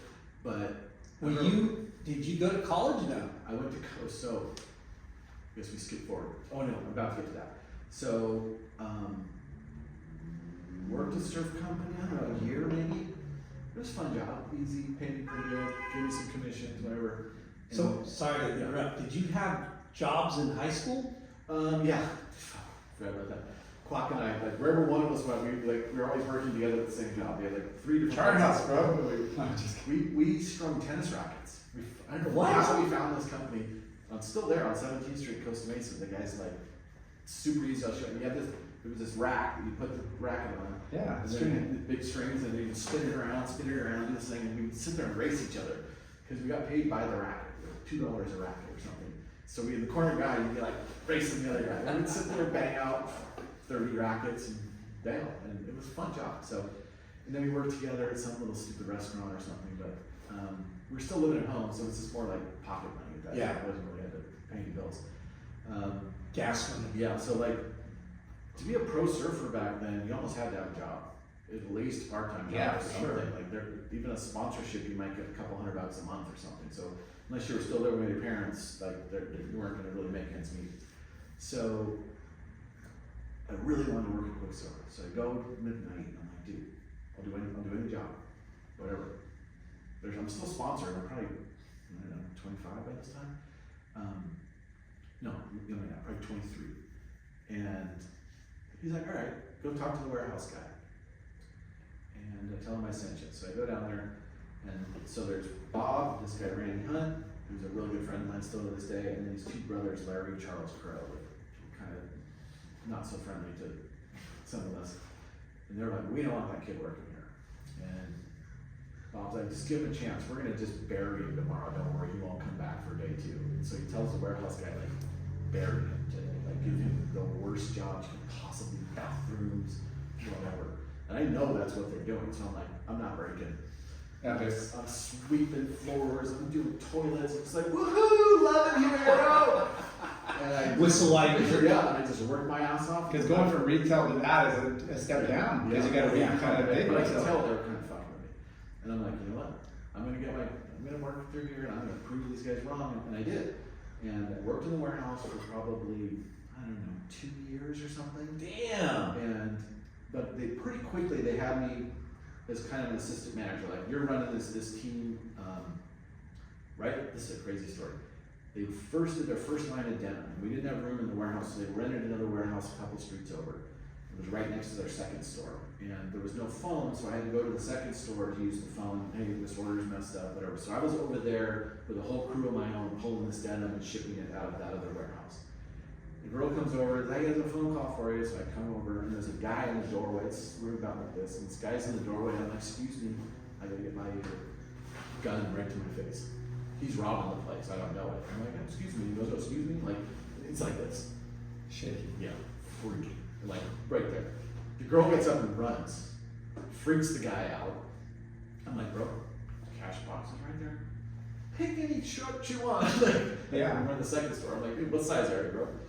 And he just grabs the cash box, running down the street, gun in one hand, cash box in the other, broad daylight, right down production place. What? And I'm just like, holy shit, that was insane. They end up catching the guy, 3 striker, goes to jail for 25 years or something. It was so gnarly. Fucking Yeah, A. that was So it was a second. so they had a second store, like off price. Yeah. And then next For the door, blends there was a and whole- stuff? Yeah, exactly. There was a whole another warehouse with brand new denim. So these 2 buildings were side by side. And so like that kind of gave me Did some you status. stop and say, dude, you're me 15 years ago. It's funny that I heard Except that you're a piece of gun. We'll give you a chance. So I kind of took one for the team, and they were like, "All right, Murray, fucking, you're in." Like, okay, that was cool. Like, But that's 2 years into it? yeah. Super fun. So beach volleyball's blowing up, just starting to kind of. Oh, yeah. All these little companies are popping up, and Club Sportswear was one of them. They're like, "Hey, we want to hire you to come like manage our, team and marketing and this and that." And Wait, what? yeah, volleyball. yeah, beach volleyball. I'm like, fuck, I don't. And you're not a volleyball player. A little bit. I knew the sport, I knew a little bit about it. Did you know the person that was Yes, hiring? yes. Okay. And a buddy of mine had already gone there, so they were just looking for people that had any experience because there was no industry. It's hard to find people to work. These guys, little companies are popping up. And I go to Bob, I'm like, hey, Club wants me to come work for him. He's like, you're not leaving, bro. We'll figure something out. You're not leaving. I'm like, all right, that's cool. So goes down to Danny, and Danny's kind of getting burnt out doing the team manager thing. He kind of wants to take a little step up to be like marketing director or something. So that's what they do. They make Danny marketing director, and they make me team manager under Danny. So I do that for 2 years. It seemed like 10. But And you're handling what? International team? The well, whole. if those guys flew into town, I take care of them. But I wasn't doing any of their contract stuff. I was doing all the negotiations with anyone from a Shane Beshin to, domestic guys, basically. Yeah. So Quicksilver had an international team, Willie, Wes Lane, those guys would negotiate directly with Australia, and McKnight would chime in. And I had this Rolodex, 300 kids on it. We had a huge team. We had windsurfers, badminton players, volleyball players, like, you Yeah. name it, we were sponsoring somebody. And you were 25, 5 or 6, yeah. Okay. And so, out of the blue, get this memo or an email or something. I don't even know if I had email it. And they're like, hey, we've hired this guy. For anyone who wants to take this course, this new computer kit out. It's called the Macintosh. And if you want to learn how to run one of those, you can stay after work and do like a 45-minute class for like 2 weeks or something. I'm like, I think I'm gonna do that. So I go through the class, and at the same time, I'm like, well, I need to kind of figure out a little bit more. So I go back to school at just Orange Coast, and I take like some graphic arts classes, a marketing class, and I'm doing the whole computer thing, and I kind of get a little act going, and then this guy Massimo Gianelli from Massimo calls me, and he's like, dude, double your salary, I need that computer, because no one really knew, there wasn't a lot of people that even could operate a Mac. How many people from Quick were like taking this 5 class? So Yeah. pretty much like Yeah. It was, there's your leg up. people were like, Apple, Macintosh, like what the hell? Like what is that? So this Massimo guy, Yeah. So how does he know you, or how did he get hold of you? he knew a couple guys that worked for him knew me, just from the high school or whatever. And he went to SC, it's a funny story, he went to SC, never went to one class, used all his tuition money to buy t-shirts and put Massimo on them, and he actually like made a little thing out of it. Hits pay dirt, the thing blows up. Because, not to interrupt you again, sorry, but the whole Stussy thing was already Yes, going on. Yes, just starting to go off. And he kind of copies, like, there's the Yeah, Massimo thing. that's what I was gonna say. Stussy to this day hates him. He thought he just ripped me off completely. Yeah, Kinda because the name Massimo with S's, did. yeah, Handwritten thing. Totally Yeah. accurate.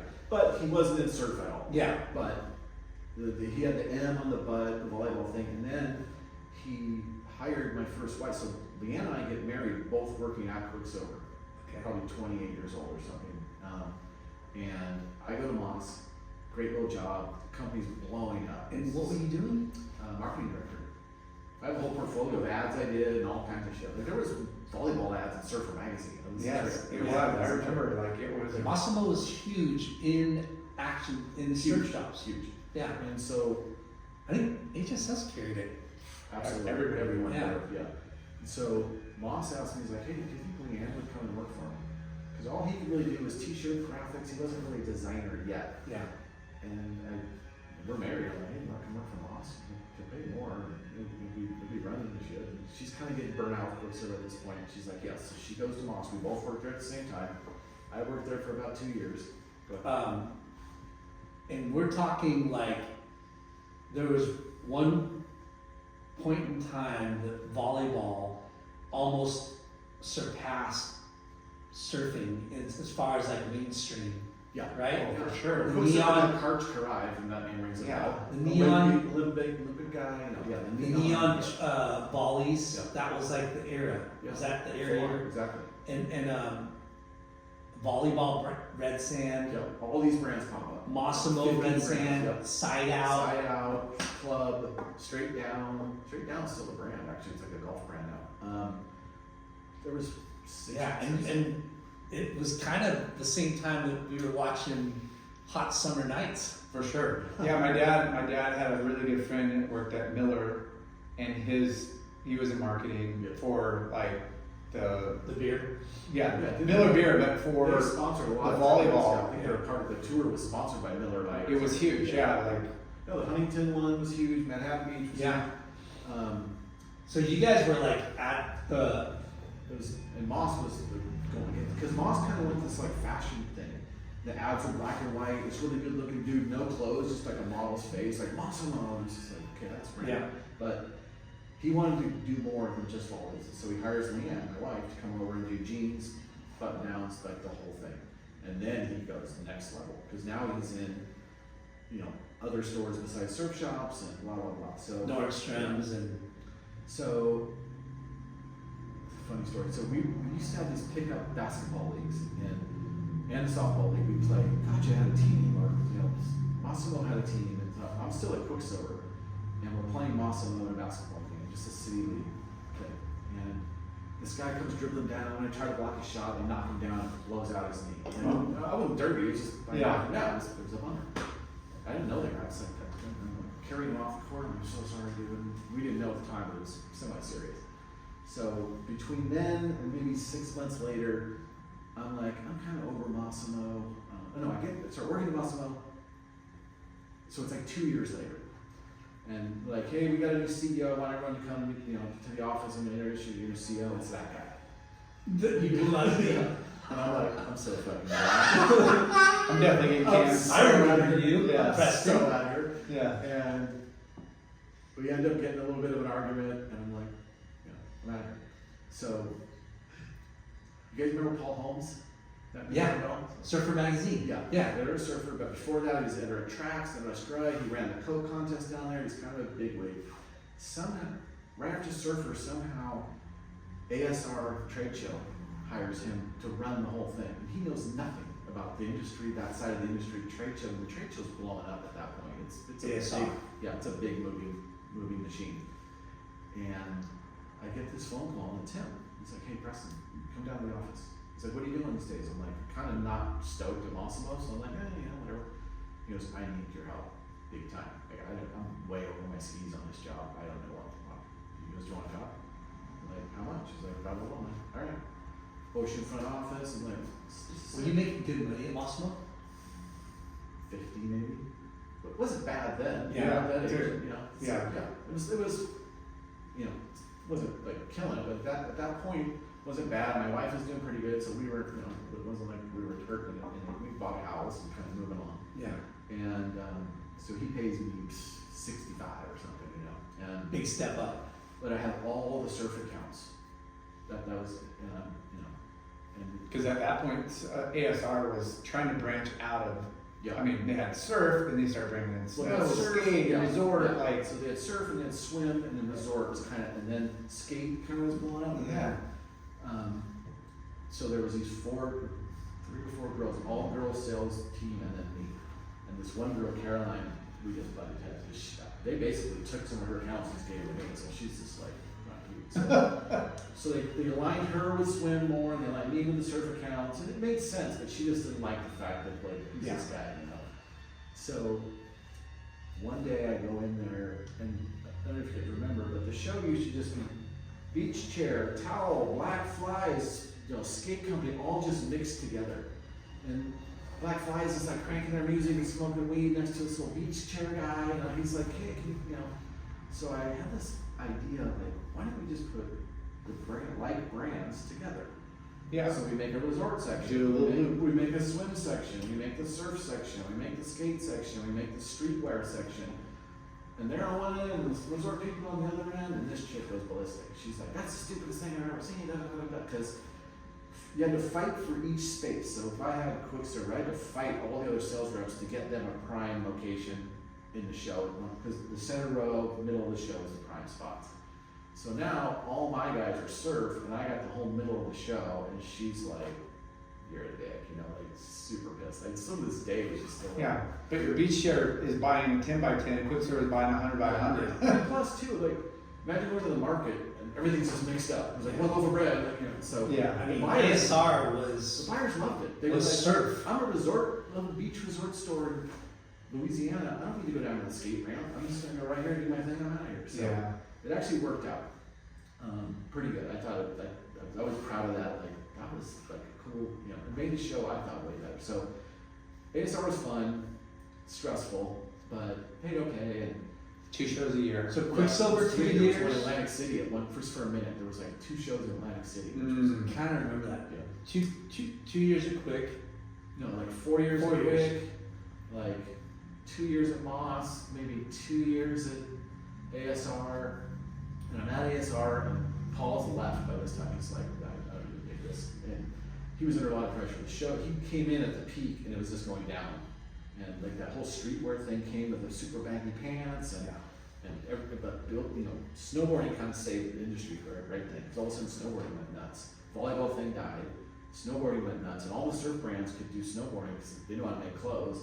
And these little snowboard companies were kind of trying to figure out how to produce a jacket and this and that. We're like, gotcha, Quick, Billabong, everyone had a pretty good snow line. So I get a phone call. You guys know Frank Richards from Transworld? Name ring a bell? He was like a sales manager. And calls me out of Fran Richards. Okay. Calls me out of the blue. He's like, hey Preston, I got your number from so and so, and he goes, we'd like to talk to you about something. You want to come down? And I'm kind of over ASR at this point. I'm like, all right, I'm gonna go talk to this guy. So I walk in his office. Hey Fran, the guy is sitting down yet, and someone comes and knocks on his door and it's like, hey, Fran, Quicksilver, we need Quicksilver's ad. It's holding up the skate magazine. We have to have that ad today. We're on production. Where is the ad? And he's like, oh man. And he's like, you know anyone at Quicksilver? I'm like, duh, like my best friend. Pick up my phone, call DK. I'm like, DK, like, Transworld, like, you're looking for the skate ad. You know anything about it? He goes, oh shit, it's right here on my desk. Fucking timing. Yeah, I know. He goes, it's right here on my desk. He goes, I'll have Taylor, Taylor wasn't in. He goes, I'll have Taylor run it down. Hang on, I'm like, we'll be here in an hour. And Fran's like, you're hired. That is so fucking epic. It's so good. Timing. I know. So it's kind of the same thing. I go, I'm on all the surf accounts. And they were cool with that because Quick, all those brands, they did skate, they did snow, they did surf, but we didn't have a surf mag yet. But like all those guys were in the skate and the snow mags. Like Quicksilver probably bought 4 to 6 pages in every snow mag because they had a boot company, they had women's Roxy snowboarding, a couple things, spread for men's, whatever. So all the surf brands were into that, and quite a few, and then Volcom's now Volcom's in the mix, and they're all over that. So I got all the accounts, kind of in the Costa Mesa area. Did you have to commute too? So that was another thing. I go, friend, I'm not coming down here every day.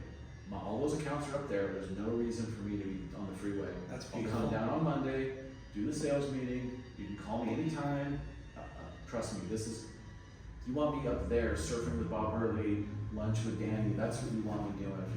And the Transworld bags were so strong then, you didn't have to sell much. It was just writing orders. And literally like, okay, you want to do the same things last year? It was add another spread, whatever. It was super easy. Yeah. And I was maybe getting 75 by this time or something. And a lot of free time, it was perfect. And I had 2 little kids, so it was like, I could be home with the kids. We had a nanny, but I could be home with the kids, work at home.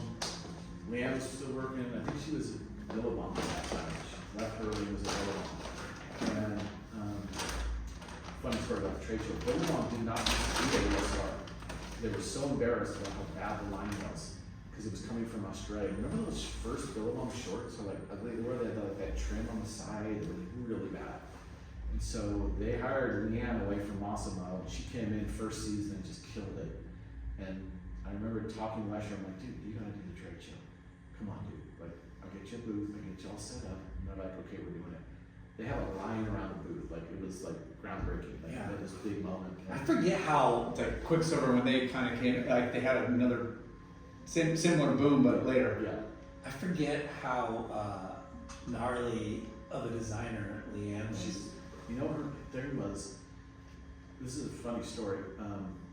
Sean Stussy was with Frank Sinatra, and they were at PacSun. And Sean was kind of like, PacSun, I don't know. And they showed the line, and as they would do back then, they were starting to do it, they'd be like, we love this short, but we need it in red. Yeah. And we needed like $2 less. And Sean's like, don't do it in red, that's it. Where Leanne would go, red got it. Like, she was really good at working with them and not being all, it's my creative, thing. Yeah. Sean quit over that supposedly. And that's the story why he left Susie, because of that whole, because Frank said, no, we're doing it, and Sean's like, you do that, I'm out of here. And that's, anyway. Leanne was really good at the business side and the creative side. Yeah. Like, really like unicorn. So I That's guess what we hated about PacSun and Tilly's. Like they rode things until they died. And who's laughing now? Stussy's still in business. Yeah. Killing it. Yeah. So, But it's funny, we had somebody on the show talking about how PacSun would say, okay, I like that logo, but I need it in Kelly Green. Yeah. Yeah. And It's then like, who are you From taking? every brand. Yeah. every And brand. pretty soon Nordstrom's doing it, Yeah. everyone's doing it. And Leanne would like be able to go to these meetings and sit down and go, I'll work on that, and like, we'll figure that out. Yeah. Make it work. It's funny because like it was good for business, but it kind of was part of the demise of it too. Yeah, homogenize like the brand. Yeah. You walked into a store and 'Cause they they- all have their own logo, but same Same thing. Yeah. In every category too. Yeah. You know, Well, it's funny, we were talking backpacks. about when I first got here, like, Quicksilver was like, watches, eyeglasses, towels. Like, if they had just kind of stayed in one lane, Rip Curl just stayed in one lane, Yeah. Reef stayed in one lane, like, the industry would have been so much better anyway. Yeah, no, for sure. They just tried to take over Everyone went everything. Yeah. Yeah. It was funny, you brought up an interesting point. During like the heyday of Echo Beach, we were rocking Quicksilver head to toe. Like, literally. No problem. Wasn't dorky. Like, Yeah. you'd never see a kid do that now. You'd have a hat on, t-shirt on, board shorts, even maybe some sandals, whatever. And that was cool. Yeah. And the surfing. You could not mix match brands back then. Like once you were one of the other. once they started making all those categories, Yeah. and you would not wear O'Neill and Billabong or Oh, yeah. Billabong and Quicksilver or vice versa. You were one guy or the other. Yeah, Uh-huh. for sure. So Transworld. So I'm at Transworld and walk down there. It's pretty easy, you know. But the guy was kind of dicky on the commission. However much you made that year, that became your quota for the next year. And Yikes. your base pay would go up to the quota, and your commission would be anything above the quota. So if you had a good year, your quota would be super high, and they would just screw you for the next year. So we kind of figured out like, just chill, like don't go too nuts because you're gonna get work next year. So Let's sandbag. yeah, no, we totally did. Yeah. Just because we're gonna get work Slow next down, year. slow down, don't you know? Yeah. You know, new So- guy comes in and or girl. They were just like, basically, you're not gonna make any more money than this, no matter what. You know, I don't care how many ads you sell. So I could kind of see the writing on the wall. It's like whatever. So, right as that's going, this guy called. How much time do we have? You good? You got enough time? Yeah. Okay. I'm just gonna. This guy from high school calls me and he goes, "Hey, I need some advice from you. Will you come into the office?" And I go see him. And I've known him. Doesn't surf. Knows nothing about surf. He was just kind of this dude, popular guy at school. And he had met this scientist guy that looked at a wetsuit one day and goes, "Why do they sew it? That's like so lame. Like it's stopping stretching. You're putting holes in this delicate material. Blah blah blah." And he knows nothing about wetsuits or surfing. He just looks at it and goes, Engineer mind. "Yeah." And he goes, "I'm gonna make that better." So he figures out a way to glue it and tape it, no sewing. And I don't know if you guys remember this, but the company is called ESP. And this guy Jim's like, "Hey, I need you to help me sell this to the other brands." So they're not gonna make their own wetsuit, they're gonna sell the technology to each wetsuit company. I go to Rip Girl, I go to Body Glove. So wait, you're working for Transworld this guy? So that's on the side, yeah, I'm a consulting for him. And it blows up. And there's this company, Shaco, which is down in Thailand, and they make like Everybody's suits. everyone's suits. And at the time, they're blowing up. O'Neill has a building, Body Glove has a building, Rip Curl has a building, and all of those brands. We had like, I think Quick did, we had all of them were on. So it'd be like the Rip Curl Flash Bomb, and there'd be like this little ESP technology on the wrist. Oh shit! I've seen that now. And the guy redesigned the pattern so it was more like shaped for your body. Ergonomic Yeah, cuts. it's really cool. It was, Because they would like just straight like, you know, just Yep. dead man like stencil, you know, straight. So he finds this glue, he develops the glue on his own, he develops this tape on his own. Is he a surfer? Nope. Crazy, No, right? he was surfing. And the wetsuits were insane. Like light as a feather, no sewing, and Why didn't he just fucking create a wetsuit brand? don't know. I don't know. But He it's- probably had 15 different It's- other it's- ideas It was going. kind of like he didn't have to touch anything. They had an office this Yeah. big. They just He just wanted royalties That's on even- it. here's the Yeah. technology, and we got That's in easy. at Shaco. He bought into the whole thing. He's like, "This is the future of wetsuits." So we had him fully into it. All those brands were into it. Remember how popular like the tape seams? Do you remember like it was Still? like- no, but Well, it's- everything was yeah, that's where it started. overlock and then blind stitch and then everything started If getting you tried to pull a sewn seam lengthwise, it's like Yeah. lock. and it was only below the water line at first because and then they started, you know, it was like this incremental like So eventually, it became too hard to make the suits.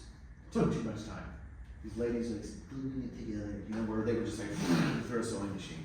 So it started to kind of unravel.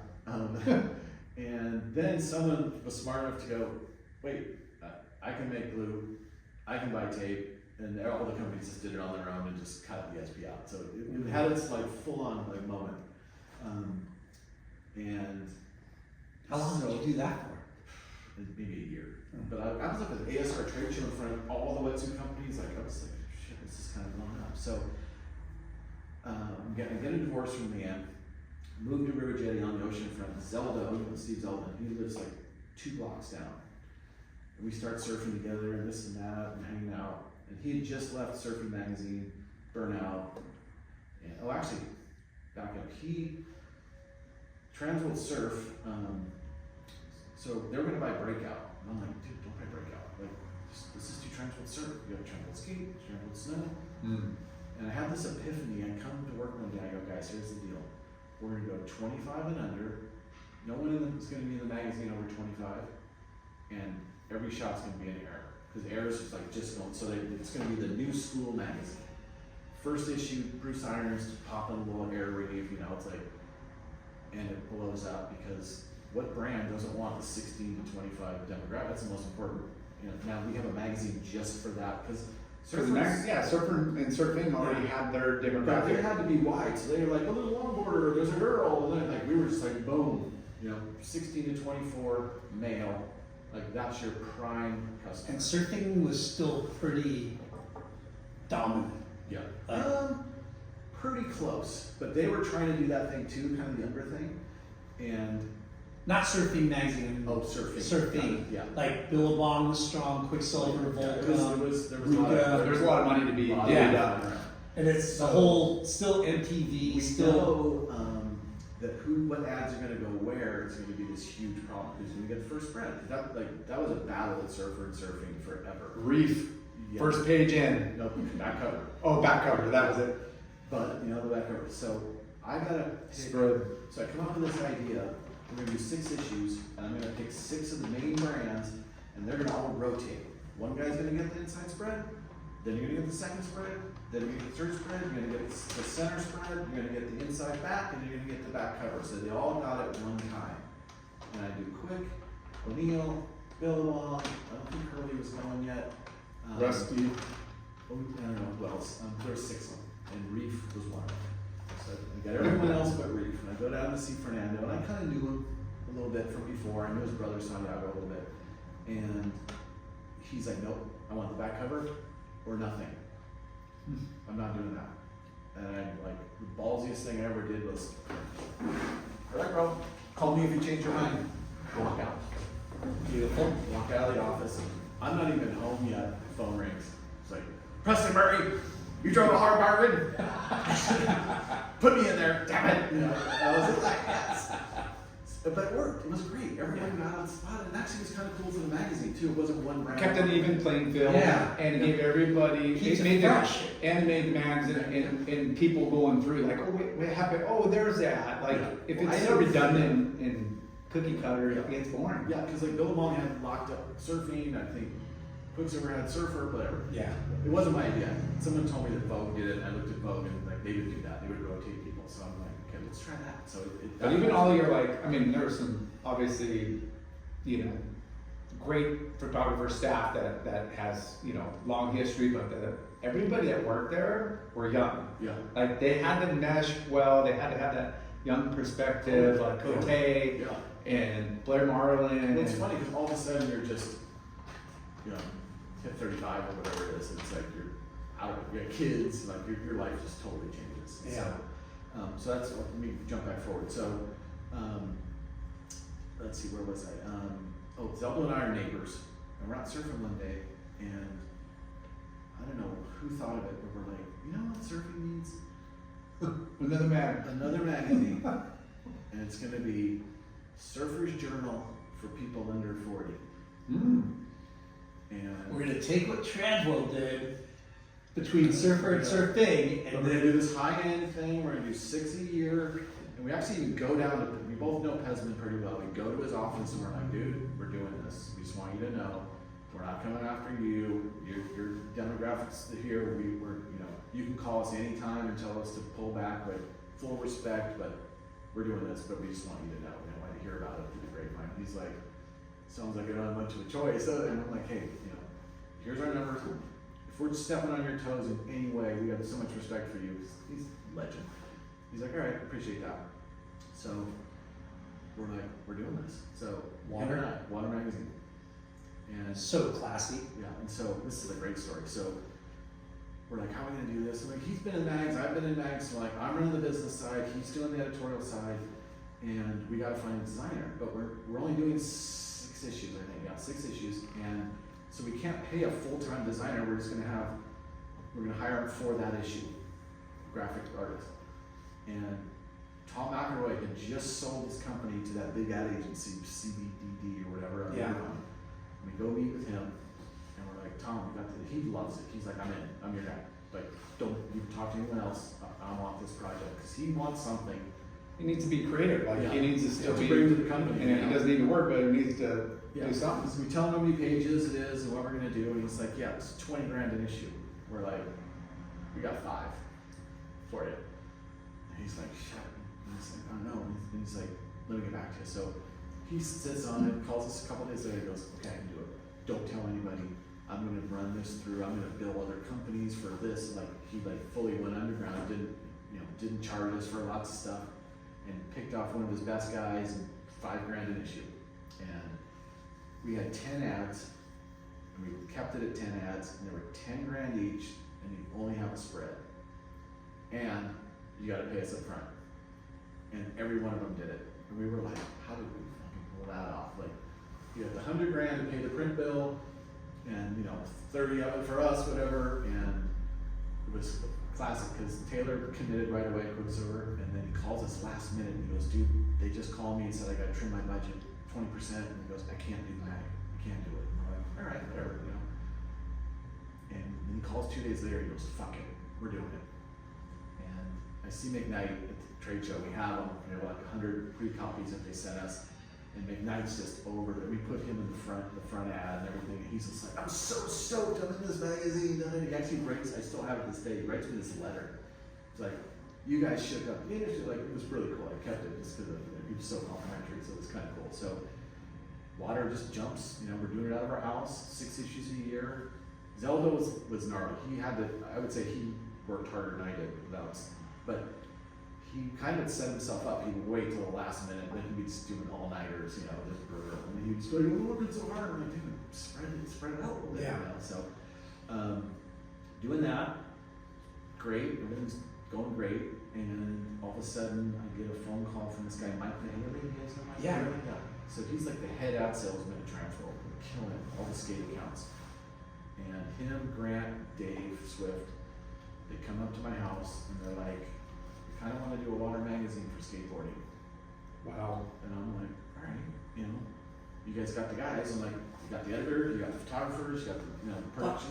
They came to you? Yeah. And That's kind of impressive, and I right? had Mahaley. I'm like, that guy can say, he goes, dude, I got 80 pages of ads like in my back pocket right now. And they all knew how to make a magazine. It was even easier than the Zelda because I had more guys. I had 8 of them.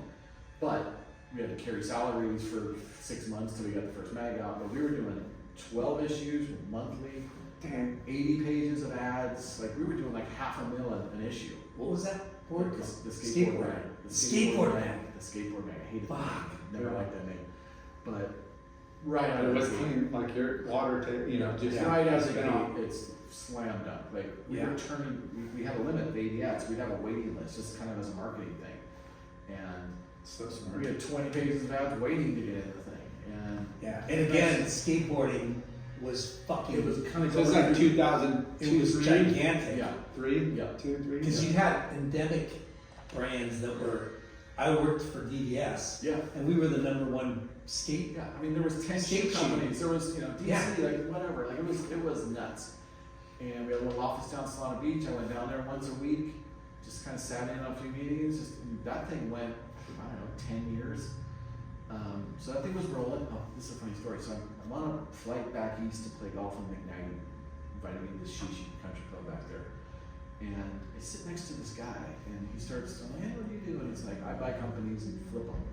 Kind of an older guy, and he starts telling me about this steel mill that he's actually going to check out. And he goes, yeah, this thing's a dog. I'm going to buy it on the cheap. I'm going to reorganize it. I'm going to make it profitable. And I'm going to use the profit of the company to buy the company.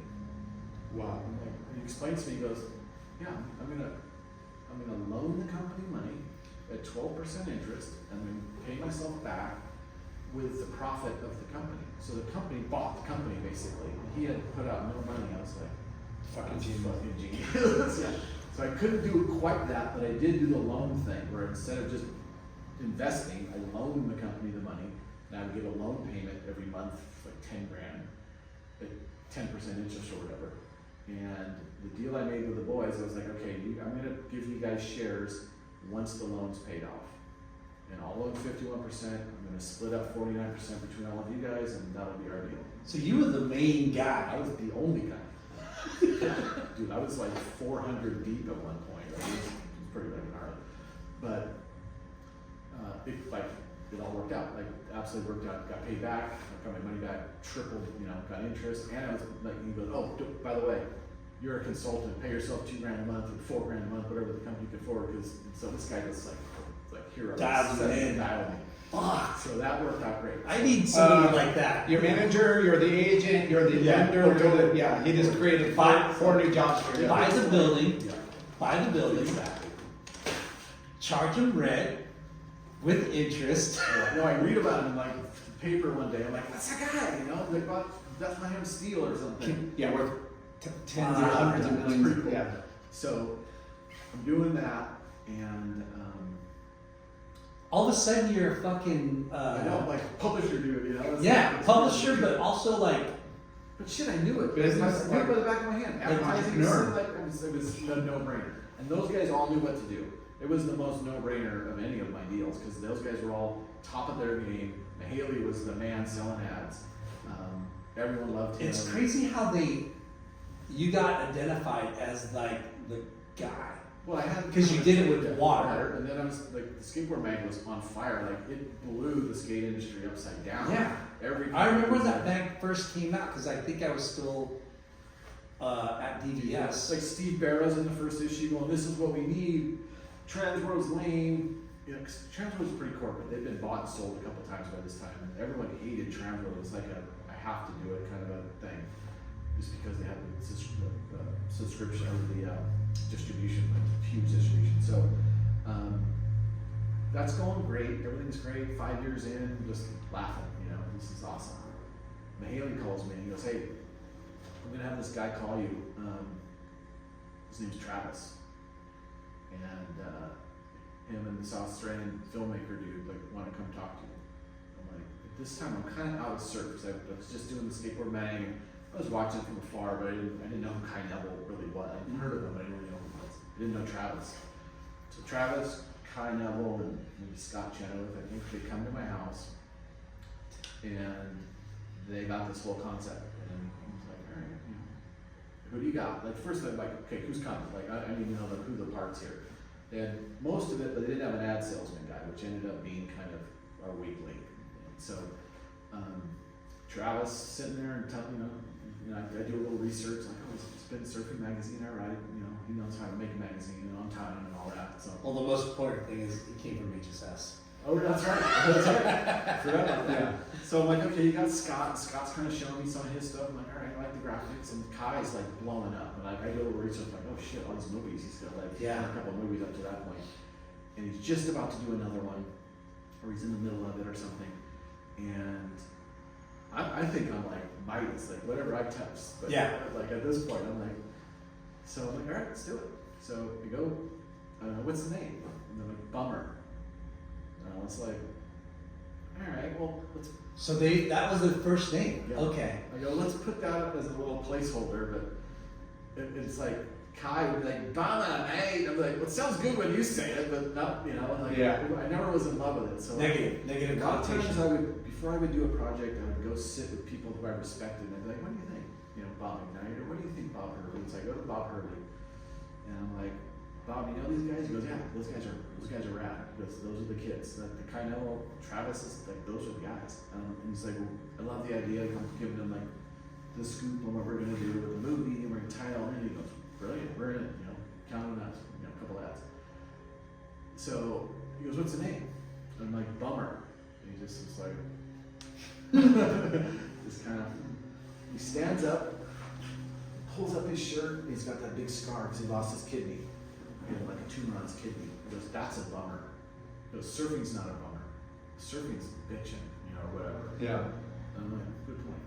Like, I'll get back to you on the name. Yeah. So I go right, I go, guys, come up to the office, like, come up to my house, and I go, we're not calling it a bummer. If you want me in, you gotta come up with another name. That's not gonna work. And they're like, so they go home, they come back Monday, it's like a Friday, they come back Monday, and they're like, what youth? I'm like, perfect, love it. And they kind of explained how they came to it. Like, pretty much everyone I talked to was like, love it. Like, it's different, And so that's how that all came about. So we find a little office up at Costa Mesa, get it all staffed. We found this, you've been there. Yeah. Mini ramp in the the ramp was insane. Like there, like all these skater dudes, like Jason Dill, these super gnarly skater dudes are hanging out, like Sal Barbier, like it's like fuck, dude, we're like we got surf and skate and like music and like I'd say the first 5 years was awesome, as good as it gets. And the problem, well, it would have went out of business anyway, given now we know with the industry where it's The print where there was no Instagram yet, even. Like it was just started maybe, and so guys were pumping ad dollars into magazines and films, and Kai could get Monster to pump in a couple $100,000 to make a movie, and like we had plenty of support, but we didn't have a legit ad person. And Travis tried to do it. This other guy tried to do it. Dario Phillips, he tried to do it, and it just didn't. That was the weak link. We just didn't have the good hardcore salesperson, and those guys didn't want to do advertorial. They were like, "We're gonna make bitch and shit. You should advertise just to be a part of it." But that's when a lot of the brands they wanted branded content. They wanted, okay, we're gonna send our guy to Ireland. We're gonna pay for it, but it's our trip. It's all the O'Neill guys. Yeah. And Travis and them were like, no, we're not doing that. We're gonna do our thing, and you're gonna want to be with us because we're rad and you're not. So it just started to kind of like, then we're doing stuff for like Richard Porter socks, and like it's just like the brands almost got so big they were kind of dictating like, hey, we're paying for this event, we're bringing athletes, we got this. Who's gonna take it? Is it surfers surfing? They kind of shop it around. We did this O'Neill thing to Ireland. Sully Bailey and I can't remember what else was there. It came out great, but then they also got all this content that they could use in their brochures and stuff, and it's like I could see from their point of view like this is awesome, but Travis and them were like they're telling us what to do, so their whole creative thing just went and there was a shift in marketing strategy where like What Youth was fucking insane, and what they were doing was fucking insane. But the ideology or philosophy of marketing people in different companies, they didn't want to get put, or they wanted them to do it, but they wanted to do it their way. Yeah, they didn't recognize.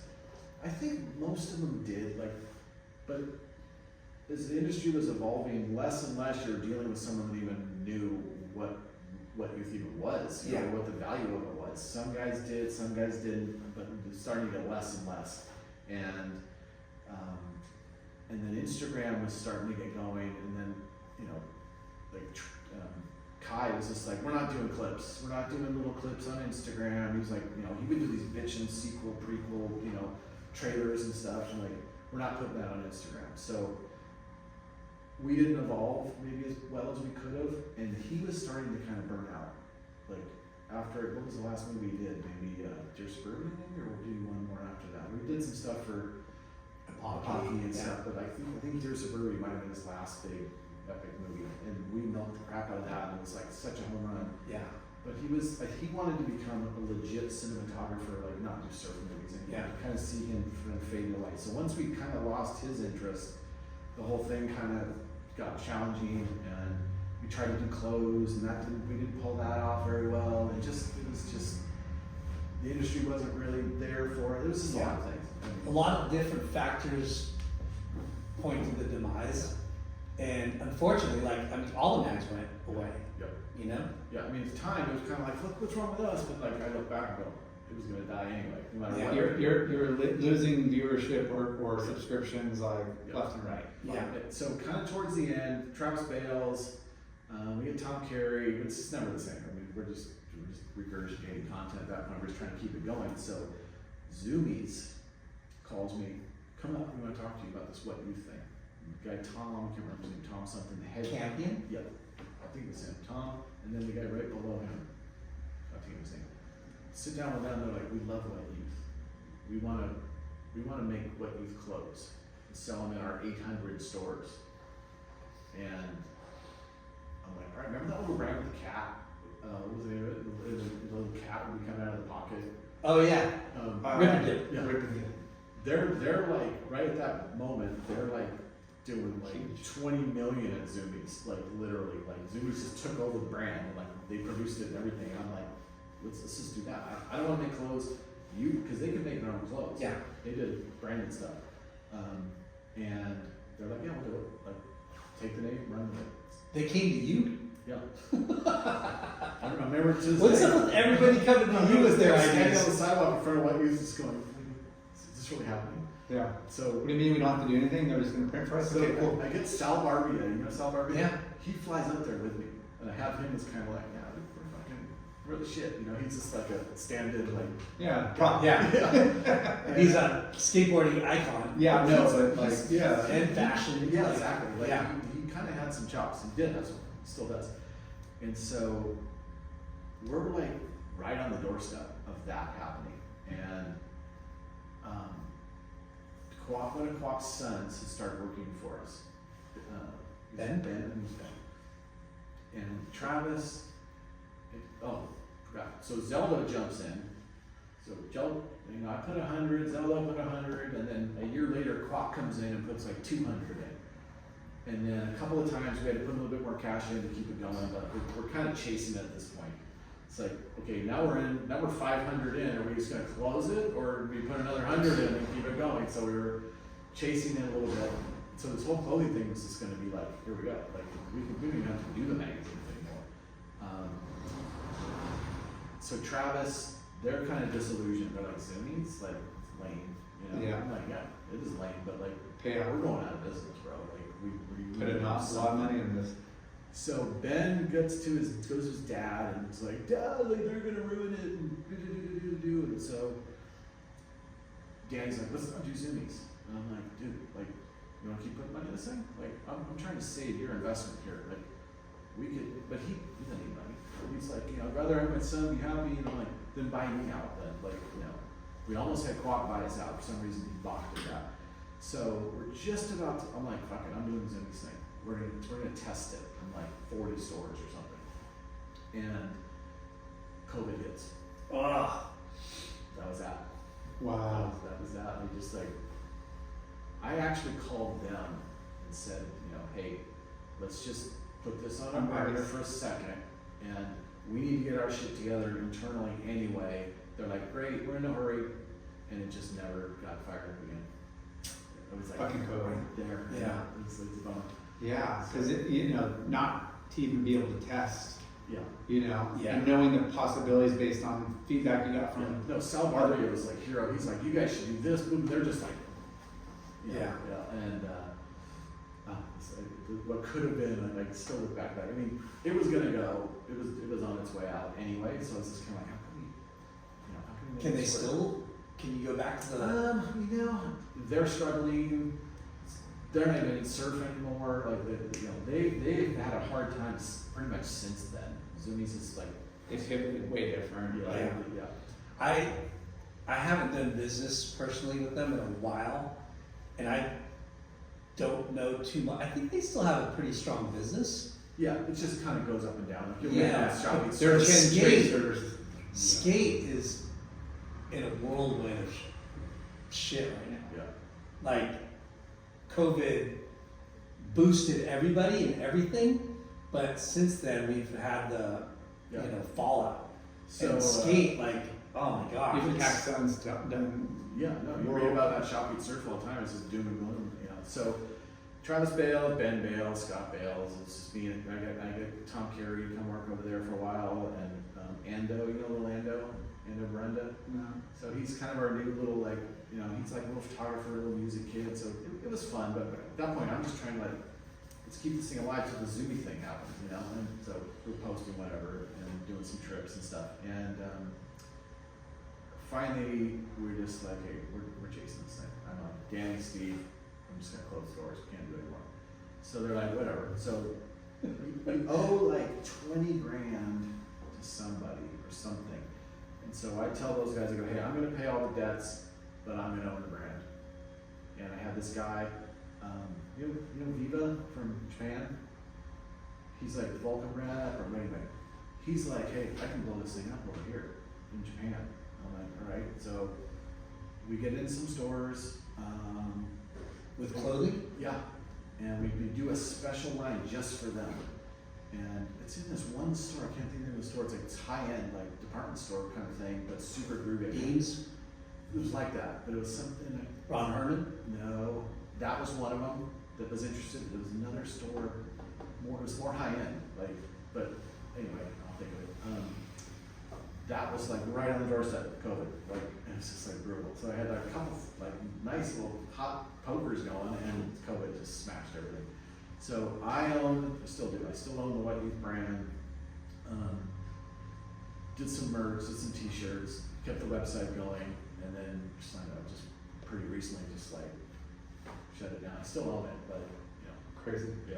Actually, a guy's buying my Instagram account, the White Youth Instagram account, for 50 grand, supposedly. That'll be the last of it. Yeah. So milked a little bit more out of it. So Hey, you can't win them all, bro. yeah, no, I mean that one. I mean, that was super it wasn't cool. even to your demise. It was COVID that kind of And threw the everybody. industry just it was going to go out of business anyway. In hindsight, I look back and You were right there to have another good run. yeah. But I mean, everything that happened in 2020. So But going back to, at one point in time, you had the Midas touch. it was just I Luck. knew publishing, and way back to you said something I forgot to touch on. McKnight looked at Danny and goes, "This kid's got his finger on the pulse. He's down at the beach. We're not. Let's listen to what this kid has to say." And Danny wasn't a marketing genius. He'd just go up there and go, "Hey, this is what we're doing at the beach and at school and whatever." And they would just listen to pretty much anything he told them, and he just became his own. Shit, I guess I kind of know. It was just knowing what you're doing and paying Yeah. attention to what's going on and being Yeah. and from working, selling advertising and all those things, it's like, hey, making a magazine was easy for Zelda and I, or easy for Haley and Grant Britton and those guys. If you've done it, and I would always kind of set myself up and okay, this is the part of the business I know. I'll help sell ads, or I'll run the business side of it, or I'll get it printed, or whatever. And I would always okay, who's the team? That the right pieces weren't in place. And when I look back at what youth, they mostly were with that one, the ad salesman guy. We never but that wouldn't, like we just said, that wouldn't have changed anything. So, Yeah. In hindsight. So, I see Travis with this thing. I always wonder, he's got to be struggling, but, he likes that. He kind of likes that, I don't even know how to describe it. Just being marching to his own thing, not Yeah. kind of told what to do. Small, little, Yeah. just hand in a handful. Yeah. So. We love what youth was, and we love what Inherent Bummers do. Yeah. You know? Travis has We a- need he's people got a- like that to be counterculture. Yeah. It's full on counterculture, and also Travis has got that cynical Yeah. attitude. Yeah. He writes with some attitude, which is good. You love him or hate him. Some guys don't like him, but that's good. Yeah. You want that. You don't want to just be Sam George, just sunshine and roses. You gotta Yeah. ruffle the feathers a little bit. So For sure. And he's done a great job during the U.S. Open, creating good events he's and learned content. a lot, I think, at what youth on how to. Hey, you got to play the game. You got to pay the bills. So there's a way to do it. Maybe that's not so gross to you, or makes you feel so dirty. You're selling out. But I can see that whole reef thing that they were doing. He wouldn't have never done that before. So he's learned hey, I got to pay the bills here. Yeah, And yeah. I can see kind of the evolve to, hey, it's business. And For sure. it was really hard. not just them, it's always hard. Like there was Atiba and Akko Jefferson, the Yeah. two twins, so they were our kind of Travis, like, you're selling it out, you're ruining it. Like they were always against, like, hey, so-and-so, wants us to interview their guy, we're gonna put him on the cover, they're gonna buy this big ad contract. They'd be like, that's lame. I'd be like, that's business, bro. Like, Yeah. you guys, it's up to you guys to make it look good. Yeah. So, Well, there's that catch of like, hey, Reeves is a big kind of, corporate brand, but like what they're involved in had, Noah Beshan had, Rob Machado. They had all these influential, like really important, people to the that were involved, and that's what you got to look at. It's like surrounding yourself with cool people. what I thought was lame was, I think you talked about it a minute ago. It's like, let the magazines do what they do. Quit telling them. It's almost like the Stussy thing. Like, quit telling us what to do. But Yeah. we know what to do better than you do. Yeah. You make the clothes, we'll make the magazines. And they got so high on their horse. They're like, no, we want to tell you what the photo shoot is. We want to tell you what to wear. And it was super contrived and super lame looking. And it's just like, okay. And I can tell Travis and those guys are just cringy. And then Kai. There was just a lot of things. But Yeah. so personal side. I tore that wrap down myself. Like I was stuck. I got left to hold the bag at the end. Like, but it was all fine. Shut the building down. My wife at the time, second marriage, we're not getting on great, and she wants to move to Tennessee, and I'm like, nope. And We're down the street from Snowy. yeah, no. Oh, that's right. He lives there. Yeah, that's right. We are just on the street from where we were, and so. Right at that time, my kids were like, hey Dad, we need someone to watch the house in Hawaii. Doesn't seem like you're happy with your marriage. Why don't you come live in Hawaii? And I'm like, okay. So we concoct this whole plan, and I can't just bail. We didn't hate each other, we just didn't love each other anymore. So I'm like, okay, I'm driving her to Tennessee, we bought a house together, like, sold our house in Costa Mesa for like $1.5 million and bought a house in Tennessee bigger for like $250 or something. It's crazy what you get there. So It's nuts. Get her all set up, and the whole back of my mind, I'm like, I'm going away. I just got to get this all. I'm there for like 9 months. Get her all set up, and her mom was like 4 doors down. Her sister's around the corner. Like, she was perfect. Like, she had a job. Everything was perfect, and I'm just like, My job is done here. Like I said, everyone's being a dick about it. So I feel good how I kind of, left it. And it was hilarious. She drove me to the airport, and she still thinks I'm coming back after like 2 months or something. Because I think I might have said, oh, I'm just going to be there for a little while. It's been 3 years. Yeah. And she drops me off, and she gets out of the car and gives me a little peck on the cheek, and gets back in the car and burns out. And this older guy like my age is like right next to me, goes, that went well. I'll never forget that. I just had to like start laughing. So moved to Hawaii. Been there ever since. And you have anybody, family in Hawaii or daughter? So my sister lives there. Oh, your sister still lives there? Lived there forever. She's got a children's store in Hollywood, growing cakey. I don't know if you've ever seen it. It's right next to Florence's store. But her 2 kids and a husband. She moved there when she was 18, so I always had a place to stay. Damn. She's been there for 40 years or something. So I don't think you heard the story of when I first started. Leanne, my first wife, and her parents built this. You know what Sunset Colony is? Yeah. So they got a lot in there. Built this insane house. I've been in that house. Yeah, apartment in the back. She dies tragically, and my kids are next in line. So my kids are like 25 and 27 or something, and they're like, "What the fuck do we do with this house? We don't know what to do." We live over in California, so the grandmother steps in, starts renting it. So yeah, so.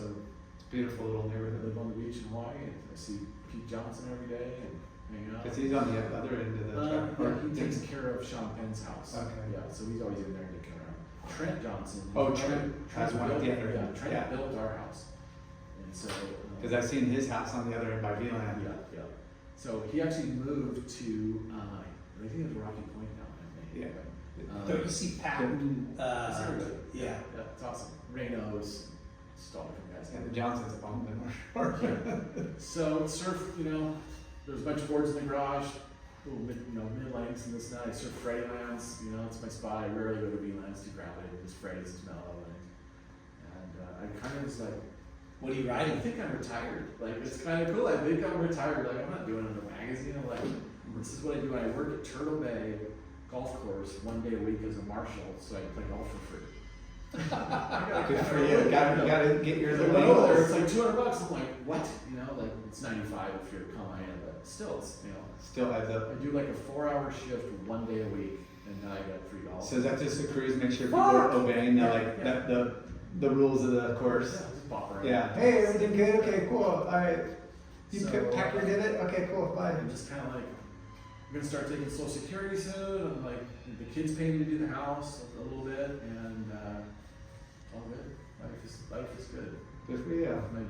My oldest has 2 kids. I have 2 grandkids. My youngest Morgan is pregnant, so I have grandkids popping out left and right.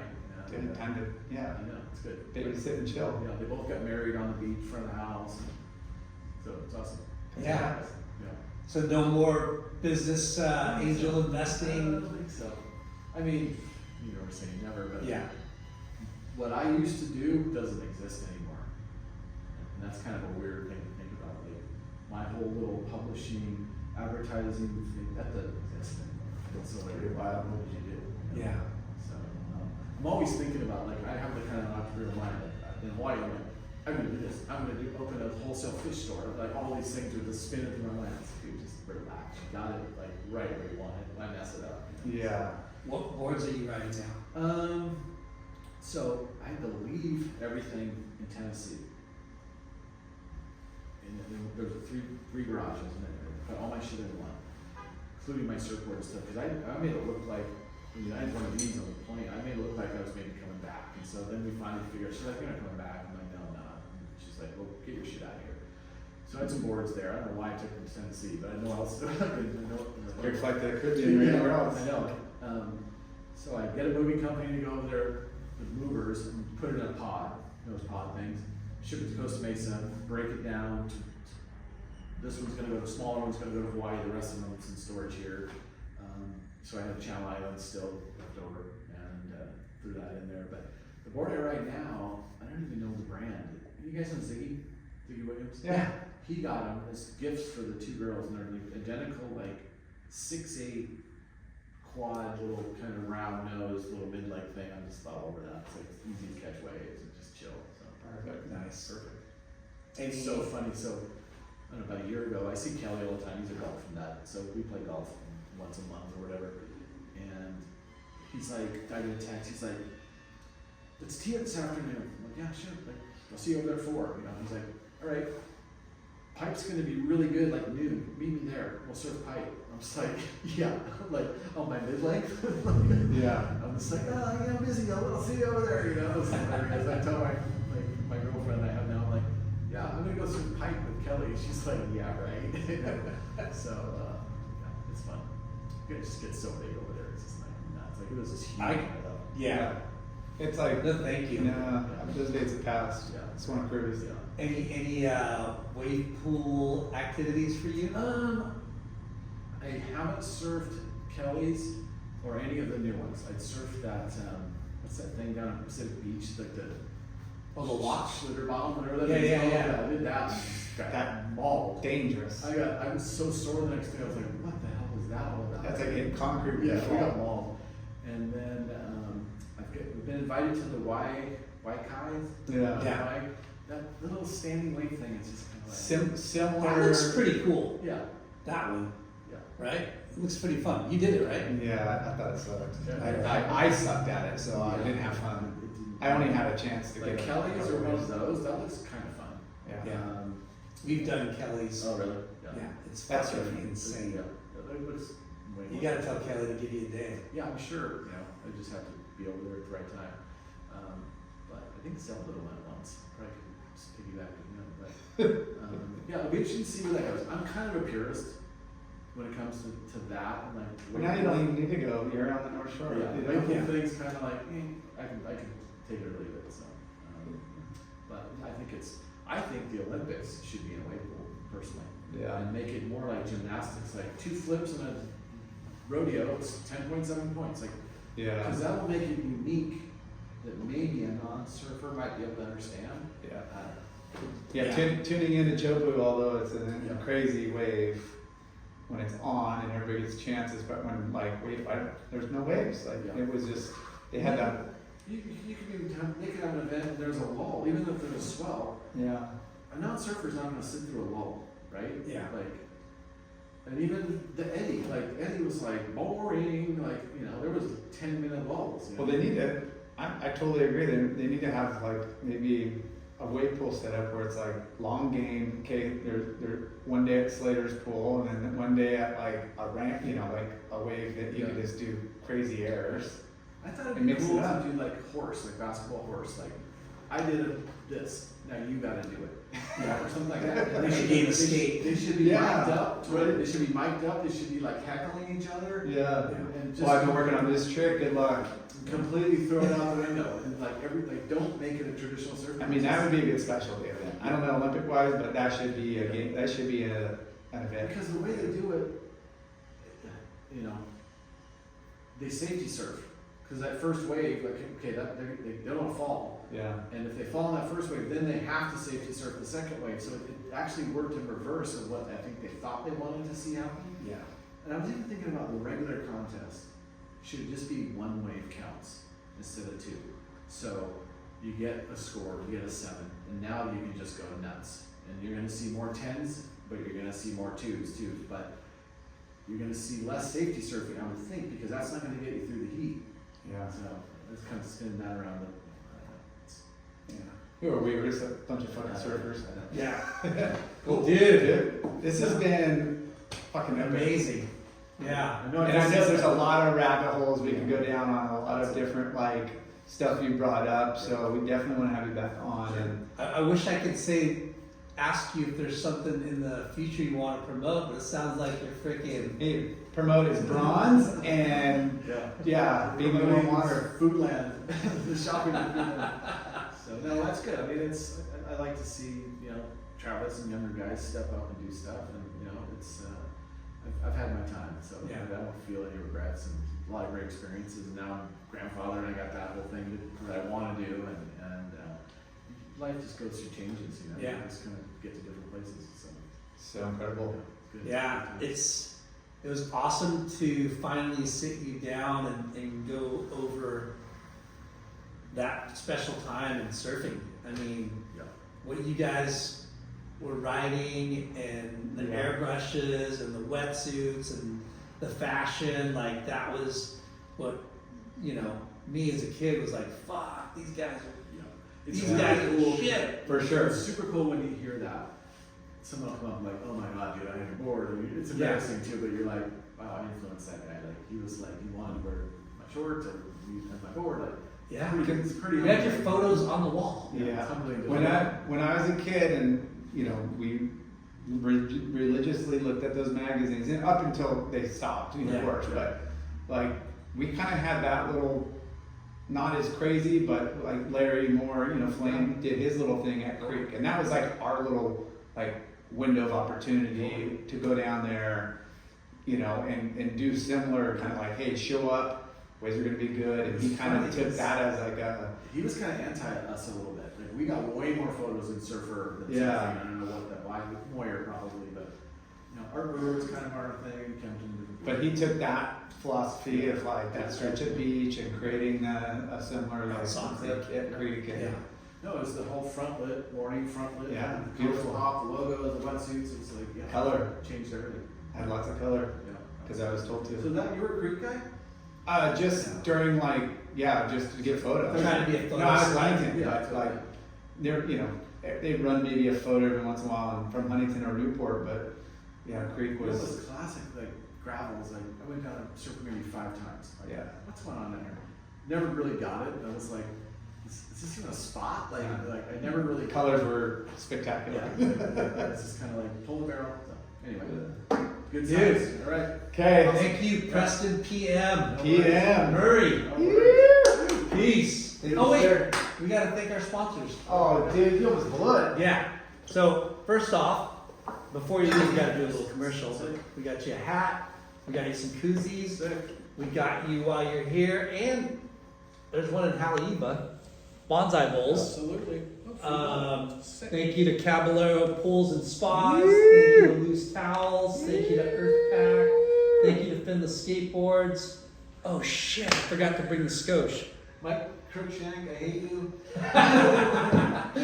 Wait, he changed your life, He dude. did.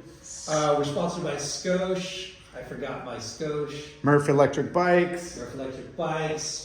Ashland Hard Seltzer, Shoots Northside. Beer, Capacity, Brewing Co. Yeah. And what else was there? Oh, thank you to Surf Doc, Prescriptions. Surf Prescriptions, for letting us use his awesome, beautiful office. And dude, Phew. thank you, Preston. Thank you. I hooked up with you guys. Peace.